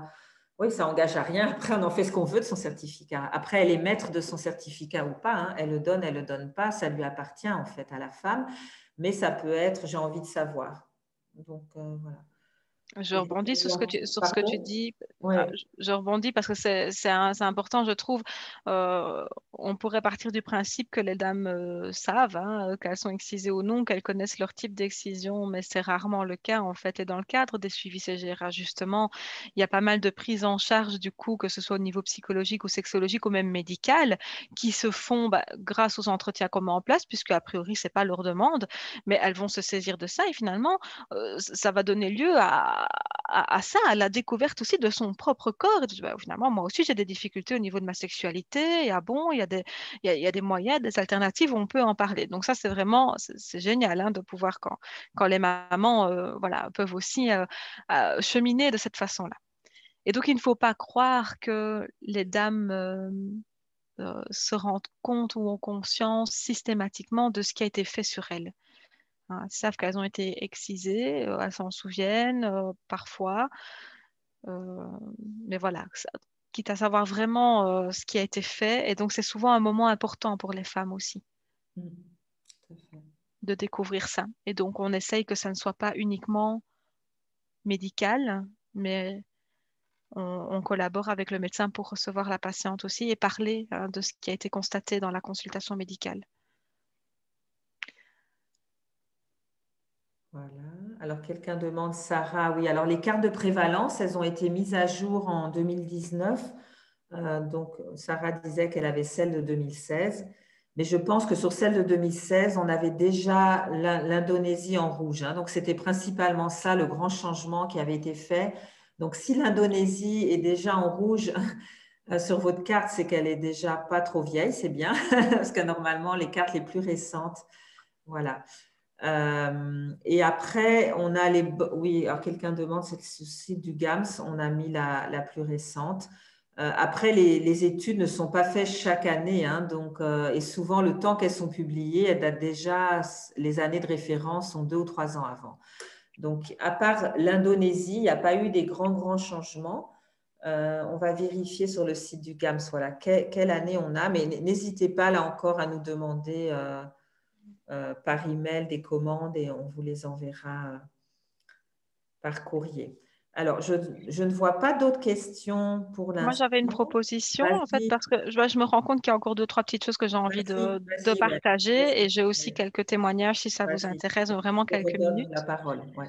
Vous remarquez que je n'ai pas tellement parlé d'outils, premièrement parce que ça avait déjà été très bien fait par Joël au mois de décembre, et que voilà, l'idée n'est pas de refaire 36 fois la même chose. Et en même temps, notre réflexion autour des outils, c'est bien sûr, on ne remet pas du tout en question leur utilité, bien au contraire. Par contre, en tant qu'intervenant, je pense qu'il faut pouvoir aussi se rendre compte que on est notre propre outil, hein, pour aller à la rencontre des personnes. Et ça, c'est vraiment important parce que parfois, quand on sensibilise des professionnels, une équipe, voilà, qui est en demande, en questionnement, qui a envie, mais qui, voilà, c'est un peu difficile de parler de l'excision. Il nous faut des outils, il nous faut des outils, il nous faut des outils. Et c'est vrai, ça peut aider. Il faut replacer l'outil à sa place. C'est un média, c'est un moyen ludique d'entrer en contact ou de se faire comprendre. Hein, voilà, c'est vraiment, ça peut être très riche à utiliser. Et en même temps, ici, dans ce protocole, nous, on mise beaucoup sur la rencontre avec la maman. Je pense que vous l'avez compris dans toute la réflexion qu'il y a autour de ce protocole et la façon dont on le met en œuvre. Mais il faut pouvoir faire confiance aux gens aussi, se faire confiance en tant qu'intervenant. Et voilà, on est notre propre outil, on va avec nos mots, avec notre façon d'être, à la rencontre des mamans. Donc voilà, ça, pour moi, c'était quand même important de le dire. Et on ne peut pas avoir la maîtrise aussi de l'effet que va avoir l'intervention. Et ça peut être inconfortable en fait, hein, quand on est intervenant, parce qu'on a envie que les mamans se sentent à l'aise, que les petites filles se sentent bien et confortables. Et en fait, non, il y a des entretiens qui vont être moins élaborés parce que les personnes vont être plus taiseuses. Il faudra peut-être plus de temps. Hein, voilà, c'est ouvrir des portes petit à petit, mais c'est oser le faire avec délicatesse, petit à petit, revoir les familles. Et alors, l'exercice de tout à l'heure avec le nuage de mots, je pense, a bien montré ça. C'est essentiel de travailler sur ses propres représentations et sur tout ce que ça peut, tout ce que ça peut faire émerger en nous. C'est vraiment très, très important parce que parfois, on se sent préparé, on a notre protocole, on a nos outils, on va en entretien et pouf, il se trouve qu'on est dans une situation qu'on n'avait pas du tout anticipée, mais parce que, je vous l'ai dit tout à l'heure, les situations peuvent être diverses, tant du point de vue de la situation de la maman que de son vécu, que de son histoire, que de l'enfant aussi. Et donc, ça, c'est l'accueil de première ligne. On ne sait pas sur qui on va tomber. Hein, et donc, il faut pouvoir s'ajuster et être prêt à tout entendre. Hein, notamment, par exemple, une maman qui se poserait des questions sur la nécessité d'une excision pour sa fille. Hein. Euh, donc, tout ça, voilà, cliniquement, ce sont des choses qu'il faut pouvoir accueillir et avec lesquelles il faut pouvoir avancer, cheminer. Donc voilà un petit peu pour ce que je voulais vous repartager. Et alors au niveau des témoignages, je vous en lis quelques-uns. Donc par exemple, si la maman n'a jamais expliqué à la petite fille ce qu'est une MGF, alors j'ai parfois peur que la maman se brusque. J'appréhende que la maman soit victime de MGF et qu'elle ne l'ait pas dit à ses enfants. Si l'histoire de vie de la personne est dure et qu'elle a enduré des choses difficiles, j'ai parfois de la tristesse, de la colère et un grand sentiment d'injustice qui peuvent survenir. Qu'est-ce que la maman m'autorise à dire lorsque j'explique pourquoi leur maman doit faire cette démarche, hein? Une autre collègue qui dit, dans un premier temps, je me sens un peu hésitante, j'y vais à tâtons, car chaque situation est différente et je ne peux avoir une réelle trame de ce qui va se produire en entretien. Un autre témoignage, je ressens parfois une impression d'intrusion dans une intimité qu'il est pourtant nécessaire d'aborder pour que la petite fille comprenne. Je ressens que la petite fille n'a pas forcément envie d'en parler ou pas forcément envie d'être là. Il faut souvent pouvoir agir avec ça. La différence entre un accueil tout venant et les personnes qui viennent pour un suivi CGRA, c'est que elles sont contraintes par ce suivi CGRA. Autre chose encore, donc mes appréhensions tournent autour des personnes, la peur de ne pas comprendre ce qu'il m'exprime, de ne pas réagir de la manière la plus adéquate, de ne pas trouver les bons mots, les bons outils pour les mettre à l'aise. Un autre témoignage, la peur de ne pas utiliser les termes adaptés à l'enfant que je ne connais pas. Pas seulement en fonction de son âge, mais aussi de sa maturité, de son développement. Une autre collègue qui dit, je me rends compte que quand la maman n'a rien expliqué à sa fille ou à ses filles et qu'elle me laisse expliquer, j'ai parfois peur d'aller trop loin par rapport à ce que la maman est prête à dire. Pour me rassurer, je vais souvent lui préciser que si elle souhaite me compléter ou reprendre l'explication, qu'elle n'hésite pas. Je vais également commencer par valoriser le rôle de protection de la maman. C'est ma façon de m'assurer que la maman sache bien que je suis là avec elle pour la soutenir. Dans les différents entretiens que j'ai menés, différents discours sont possibles chez les parents à propos de la visite chez le gynécologue et de la rédaction du certificat. Je remarque que certaines mamans expliquent aisément les raisons du rendez-vous à leur enfant. Certaines ont même expliqué leur parcours, la raison de la fuite du pays d'origine, raconté leur propre excision. Certaines fillettes sont parfois très au clair et se disent être chanceuses d'avoir échappé à l'excision. Par contre, d'autres parents décident de donner d'autres explications. Je lui ai dit que le médecin allait vérifier si son nounou était bien propre. Ou je lui ai dit qu'elle allait voir un médecin, mais je préfère ne pas lui expliquer les vraies raisons car elle est trop petite. Je ne veux pas qu'elle soit traumatisée. Vous savez, chez nous, on n'explique pas tout aux enfants. Ce n'est pas comme ça ici. Ce n'est pas comme ici. J'ai déjà eu une maman, par exemple, qui avait dit à sa fille qu'elle venait chez le dentiste, pour vous dire un petit peu. Alors, encore le dernier. Donc, respecter le rythme et proposer des moments individuels semble très opportun. Il n'est pas rare qu'une ado se saisisse de l'entretien individuel pour se confier et aborder des questions en lien avec la vie relationnelle, affective et sexuelle. Récemment, dans le cadre des suivis CGRA, j'ai vu en accueil une adolescente de 16 ans qui était excisée. Après 15 minutes de discussion, la jeune fille a saisi l'entretien pour nommer ses peurs quant à sa future sexualité. Ensemble, nous avons pu en discuter et déconstruire. Eh bien, dans ces cas-là, nous sommes bien contents d'avoir pris place. C'est important aussi, peut-être, dans une même fratrie, il peut y avoir des enfants qui ont subi une excision et d'autres pas. Et on peut avoir une petite fille qui est en suivi CGRA et qui a été excisée. Et il y a un suivi CGRA parce qu'elle peut être à risque de réexcision. Donc, il ne faut pas considérer qu'une enfant en suivi CGRA est automatiquement intacte et que sa maman est concernée. Vous voyez, il faut vraiment faire attention à ça quand on rentre en contact avec les familles. Voilà. Merci, merci beaucoup. C'est parfait, il est 11h40. Timing, Céline. Voilà, on voulait pour clôturer faire des annonces, c'est parfait. Hein. Pour clôturer, faire des annonces par rapport au réseau des stratégies concertées. Voilà.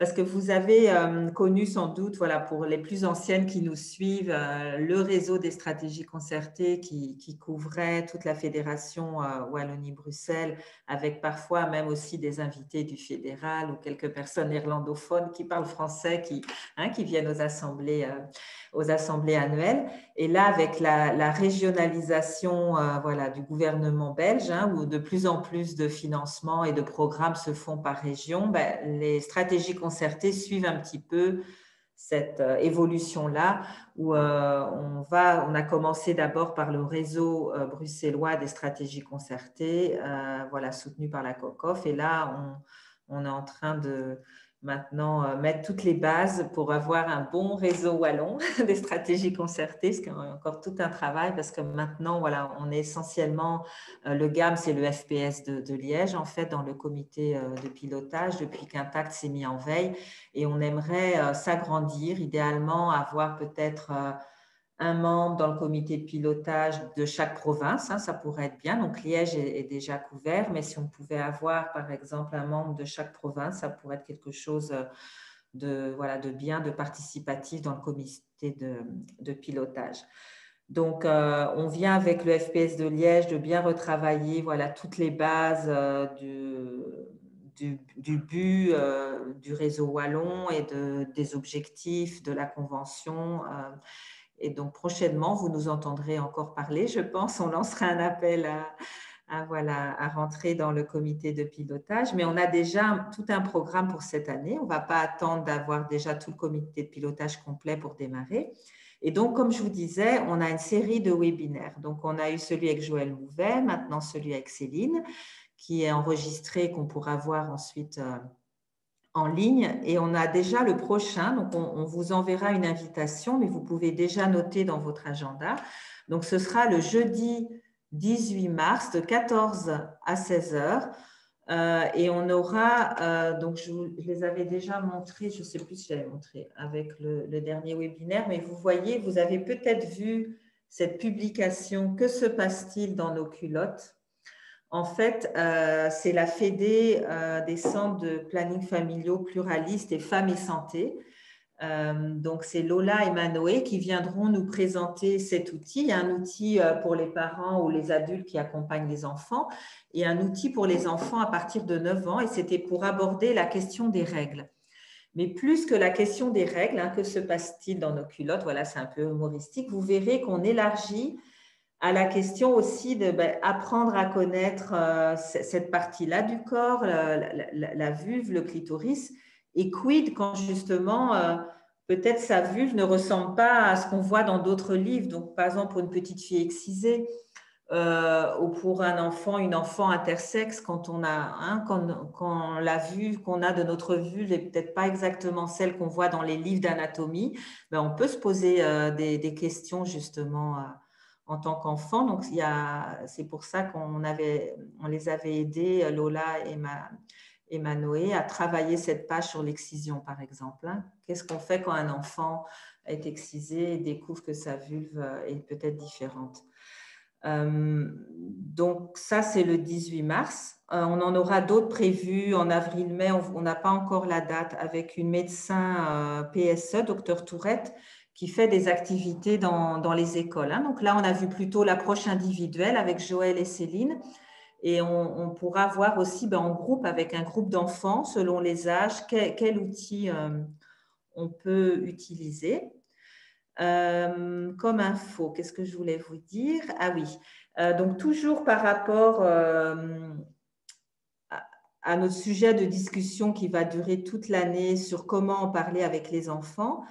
Avec le FPS de Liège, ça fait plusieurs fois qu'on discute en se disant, mais qu'est-ce qu'on pourrait créer peut-être comme petit outil qui pourrait être donné peut-être aux enfants dans la salle d'attente avant la consultation, selon les âges. Est-ce qu'on en fait 3? Est-ce qu'on en fait 2? Quel serait l'âge limite?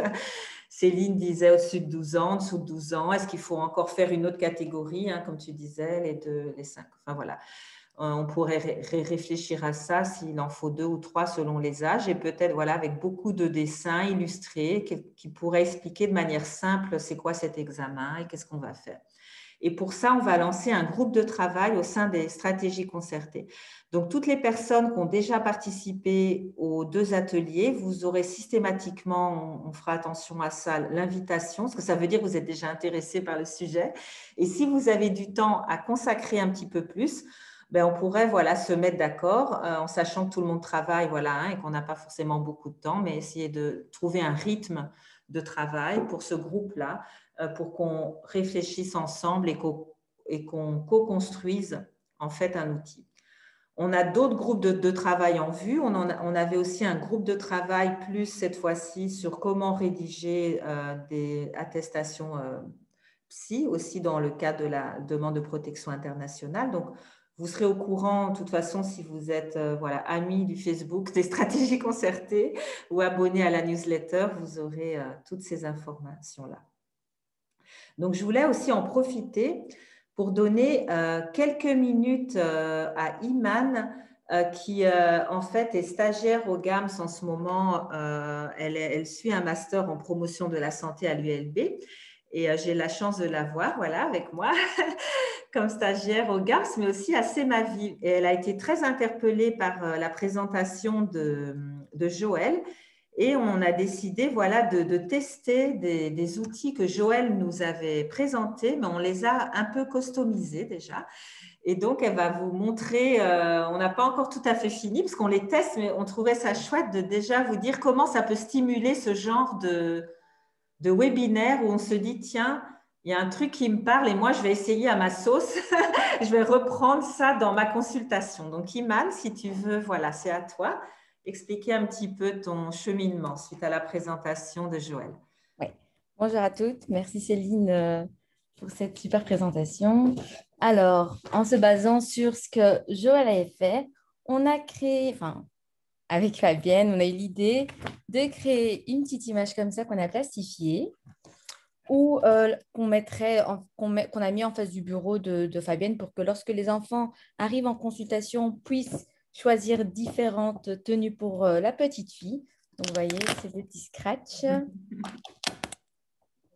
Et donc, voilà, il y a des petites robes, des petites jupes, des petits chaussons. Et le but, en fait, serait que la fille puisse, donc, au départ, le dessin comme ça, elle est mise à nu. Et donc, on dit à la petite fille, voilà, tu peux l'habiller. Donc, elle prend l'initiative de mettre, par exemple, une petite jupe avec un petit haut. Et qu'est-ce qu'on a constaté pour le moment, c'est qu'ils oublient de mettre les sous-vêtements. En parallèle, on leur donne la même image où ils peuvent colorier. Donc, ils sont avec 4 crayons de couleur pour le temps et les choix des couleurs. Donc, elles commencent à dessiner. Et juste avant la consultation, Fabienne leur dit, voilà, maintenant, ce qu'on va faire, c'est qu'on va retirer le petit pantalon. Et elle dit, mais en dessous de ton pantalon, tu n'as pas de culotte? Ça eu le cas une fois, hein, c'est pour ça. Et donc, on lui passe une petite culotte, donc elle a le choix. La petite culotte mauve ou la petite culotte verte. Et donc, elle lui dit, voilà, maintenant, pour la consultation, il faudra juste enlever la culotte et on garde le dessus. Et donc, la petite fille, elle sait qu'il faudra retirer la culotte. Elle lui dit, voilà, il y a une petite présentation de l'image de la grenouille pour la position. Donc, il faudra faire la position de la grenouille. La petite fille comprend très bien. Et donc, voilà, après la consultation qui dure 2 minutes, même pas 2 minutes, la petite fille revient. Et là, on l'a constaté une fois avec Fabienne que sur son dessin, elle avait déjà dessiné sa petite jupe ou son petit pantalon. Elle rajoute par-dessus sa petite culotte. Parce que ça l'a interpellée de se dire, ah, mais c'est vrai que j'avais oublié la petite culotte. Et du coup, elle l'a rajoutée au-dessus. Et ces images-là, elle peut la prendre avec elle. Voilà, c'est le petit outil qu'on teste pour le moment. C'est ma vie avec Fabienne. Voilà. Voilà. Merci, Iman. Donc, c'est juste pour dire, et ça va évoluer, je pense, en fonction. Et d'avoir ça, ça n'empêche pas d'avoir, voilà, ça pourrait compléter peut-être une petite brochure, un truc, parce qu'on essaie qu'ils n'attendent pas trop les enfants, mais parfois ça peut arriver, hein, qu'ils sont quand même dans la salle d'attente, ils pourraient découvrir. Je sais qu'en Angleterre, il y avait un service spécial enfant qu'on avait visité, que c'est ma vie, où ils avaient une sorte de flip chart qui se tenait un peu comme ça à l'horizontale et, vous voyez, avec une spirale et on tourne les pages comme ça. Il y avait les différentes positions sur la table, voilà. Mais c'était un service spécialisé dans l'excision, mais plutôt, moi, je dirais, c'était beaucoup plus invasif parce que c'est un service qui était un peu, enfin, pas un peu, mais médico-légal. Donc, qui était, quand il y avait un risque d'excision ou de violence sexuelle, de s'assurer que l'enfant avait été ou pas. Et là, il regardait au niveau de l'anus aussi. Enfin, voilà, c'est nous, on fait jamais, enfin, on fait pas, on met pas les enfants accroupis, par exemple, pour regarder au niveau de l'anus. Et ça, c'est des examens qui se font quand on regarde s'il y a eu des violences sexuelles pour voir s'il y a des fissures anales. Et nous, l'examen, je rassure toujours les enfants et les mamans, est visuel et pas invasif. Hein, on ne va rien mettre à l'intérieur. On va, voilà. Et donc, c'est vrai qu'on prend l'image de la grenouille souvent, voilà, pour se mettre les gens, voilà, quand on joue avec les enfants sur la grenouille. Alors, merci Iman. Et puis, pour terminer, je voulais aussi vous présenter Louise. Alors, Louise, si tu es parmi nous, si on peut parler, tu vas mettre ta caméra en avant. Super, voilà. Donc, comme ça, vous avez le visage de Louise. Et donc, Louise vient de démarrer à l'antenne du GAMS à Liège comme assistante sociale, donc mi-temps comme assistante sociale de première ligne. Elle a été formée aussi à la Sexo avec un UCL, enfin, à l'UCL, un master en sciences de la famille. Mais on vient d'apprendre la bonne nouvelle, c'est tout récent, hein, donc ça date de quelques jours, elle a démarré début février. Son deuxième mi-temps, qui sera la coordination des stratégies concertées grâce à un soutien de l'AVIC. Et l'AVIC, hein, c'est toute la cellule qui s'occupe de la promotion de la santé. Et le travail de Louise va être de faire d'abord un mapping, hein, parce qu'on ne connaît pas encore, je pense, tout le monde en Wallonie. Donc, c'est vraiment de faire un mapping, voilà, des différentes structures qui reçoivent les femmes concernées, et puis voir peut-être ceux qui aimeraient justement rejoindre les stratégies concertées, voir les besoins aussi au niveau des femmes concernées. Donc, Stéphanie Florquin, voilà, qui est la coordinatrice sur Bruxelles avec Ella du réseau bruxellois, a travaillé sur le diagnostic communautaire sur Bruxelles, mais le contexte est tellement différent entre la Wallonie et Bruxelles, où à Bruxelles, tous les services sont concentrés, alors qu'en Wallonie, on est plus avec des kilomètres, voilà, pour aller dans un planning, des fois, le plus proche pour son examen, ben, c'est 50 kilomètres, hein, parfois, donc on est dans des… Voilà. Voilà un petit peu tout le travail. Donc, Louise, je ne sais pas si tu avais juste un petit mot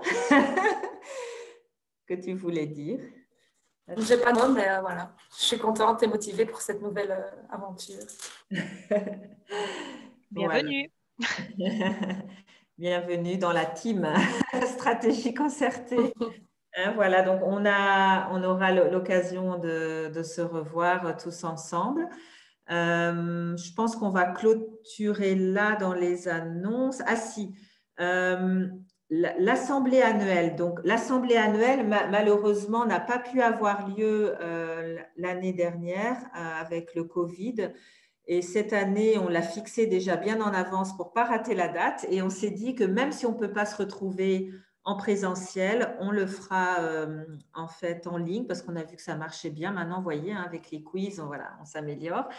Et donc, c'est le jeudi 6 mai, hein, c'est bien ça, je ne me trompe pas, jeudi 6 mai qu'on a bloqué la date. Donc, oui, c'est ça. C'est le 6 ou le 7? Non, c'est le 6. Ah, le 6, hein, je ne me trompe pas, voilà. Et j'entends la voix de Stéphanie.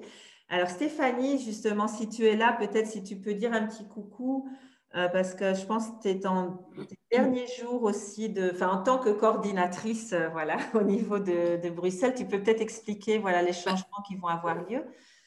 Oui, au niveau de Bruxelles et de la Wallonie, du coup. Oui, voilà. Ouais. En fait, moi, je coordonnais les stratégies concertées de lutte contre les mutilations génitales féminines au niveau de la Wallonie et au niveau de Bruxelles, donc depuis 6 ans. Et donc, Louise va reprendre la partie de la coordination qui concerne la Wallonie. Et sur Bruxelles, il y a une autre personne qui va reprendre. Donc, voilà, donc on est en train de séparer un petit peu. Ça fait déjà quelques années qu'on l'a fait sur Bruxelles parce qu'on a eu un financement qui nous permettait de vraiment appuyer le travail sur Bruxelles. Et maintenant, on espère pouvoir avoir les financements nécessaires pour faire la même chose sur la Wallonie. Donc, comme disait Fabienne, il y a des différences quand même assez importantes entre Bruxelles, qui est évidemment une région très, très dense, mais où tout est centralisé, et la Wallonie, où on sait que beaucoup de personnes avec lesquelles on travaille vivent dans des centres de demande d'asile qui sont souvent très loin. Donc, j'ai vu que c'est super, il y a des personnes ici, par exemple, de Pierre Bleu, voilà, il y a des femmes qui viennent au GAMS et dans les autres services d'accueil, comme au planning familial de Liège ou dans les plannings de Namur, par exemple, et qui doivent prendre le train, le bus pendant plusieurs heures, parfois avec leurs enfants. Donc, c'est des situations qui sont un peu différentes des femmes qui vivent sur Bruxelles. Et évidemment, pour les partenaires aussi, ça fait des différences au niveau de la manière de travailler. Donc, c'est aussi pour ça qu'on a choisi finalement de séparer les réseaux. Donc, les stratégies concertées de lutte contre les MGF est toujours là. Donc, il y a toujours ce réseau fédéral, en quelque sorte, en tout cas francophone, mais où il y aura comme deux coordinations régionales, en fait. Une coordination pour la Wallonie, une coordination pour Bruxelles. Et donc, pour la Wallonie, c'est donc Louise. Et moi, je me retire, en fait, des deux coordinations, finalement. Voilà. Et donc, sur Bruxelles, je ne sais pas si peut-être ici, il y a aussi des personnes de Bruxelles, certainement. Il y a une autre personne qu'on est en train de recruter actuellement qui reprendra ce poste-là. Le flambeau. Voilà. Mais sur Bruxelles, le réseau existe déjà de plusieurs années en fait. Donc, on a déjà un travail, on a déjà l'expérience de Bruxelles dont on peut aussi s'inspirer finalement pour la Wallonie, voilà, avec toutes les différences qu'il y a. Et comme disait Fabienne, donc ça fait, je sais que je le dis toujours dans les assemblées annuelles pour les personnes qui représentent les structures qui sont membres, parce que je sais qu'il y a beaucoup d'entre vous aussi où les structures ne sont pas membres, notamment les personnes qui travaillent dans des centres de demande d'asile. C'est un peu plus compliqué de faire adhérer son centre officiellement dans le réseau. Mais pour les personnes qui représentent des structures membres, on invite vraiment chaleureusement les personnes, les personnes ou les structures, mais évidemment avec des personnes de référence, à rejoindre le comité de pilotage, donc ce qui s'appelait avant le CCO, avec ce nom un peu acronyme un peu étrange. Donc, ça s'appelle maintenant le comité de pilotage, où est membre donc Céline et Gaëlle, sa collègue, et Christelle aussi d'ailleurs, pour le centre de planning FPS Solidariste de Liège et le GAMS. Donc, pour l'instant, on n'est que 2 membres sur la Wallonie. Et on cherche activement, et ça va être, comme disait Fabienne, le premier travail aussi de Louise, d'élargir le membre sur la Wallonie et d'inviter des membres à être un peu actifs dans le comité de pilotage. Donc, c'est l'instance qui, en fait, guide le travail du réseau au fil du temps, qui implémente des activités, qui décide voilà, les axes de travail du réseau. Donc là, par exemple, sur les enfants, je pense que Céline a dit tout à l'heure aussi qu'il y a un travail qui va être fait avec les psychologues. Elle a aussi parlé beaucoup de la traduction. C'est aussi un thème sur lequel on travaille depuis plusieurs années. Et c'est le comité de pilotage qui, en fait, peut avoir un rôle plus actif de mettre en place et de décider sur quoi on travaille et quelles sont les actions à mettre en place. Donc voilà, j'invite vraiment les personnes qui pensent que leurs structures peuvent s'engager là-dedans à prendre contact avec nous pour aussi pouvoir avoir plus d'informations sur ce que ça veut dire concrètement d'être membre du comité de pilotage. Voilà, on n'a pas des réunions toutes les semaines, donc il n'y a pas d'inquiétude. Voilà. Merci. Et merci Steph pour toutes ces années voilà, aux stratégies concertées. Mais Stéphanie ne nous quitte pas complètement parce qu'elle va rester sur le volet plus international avec la communauté de pratique, voilà, construire des ponts entre l'Afrique et l'Europe. Donc, elle reste quand même, mais sur une autre poste. Voilà, ben, il y a plein de petits commentaires, Céline, je ne sais pas si tu les lis, mais félicitations, très clair, très utile. Donc voilà, je pense que l'objectif a été atteint. Et moi, j'ai retenu, je voulais terminer sur une expression que tu as beaucoup utilisée, j'ai beaucoup aimé, c'est quand tu disais « N'ayez pas peur de prendre votre place ». Voilà, prendre place. J'ai retenu, voilà, parfois on n'ose pas, on se dit non et on a peur, mais voilà, donc n'ayez pas peur de prendre votre place et que prendre sa place, ben, on apprend aussi en l'apprenant justement. Si on ne l'apprend pas, on ne peut pas apprendre et donc on se forme en fait en osant prendre notre place.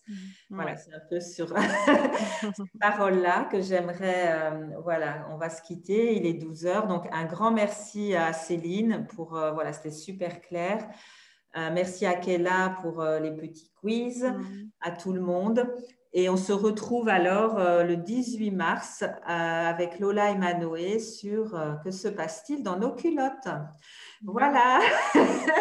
Merci en tout cas pour votre participation et voilà, votre attention. C'était un plaisir d'être aujourd'hui avec vous et j'espère qu'on remettra ça et au plaisir de se mettre à table pour travailler sur l'outil avec ceux et celles qui seraient intéressés. À bientôt. Merci beaucoup. Merci beaucoup. À toute l'équipe du GAMS. Ouais, merci Céline, c'était super. Ouais, merci. Au revoir tout le monde. Au revoir. Merci Céline. Au revoir.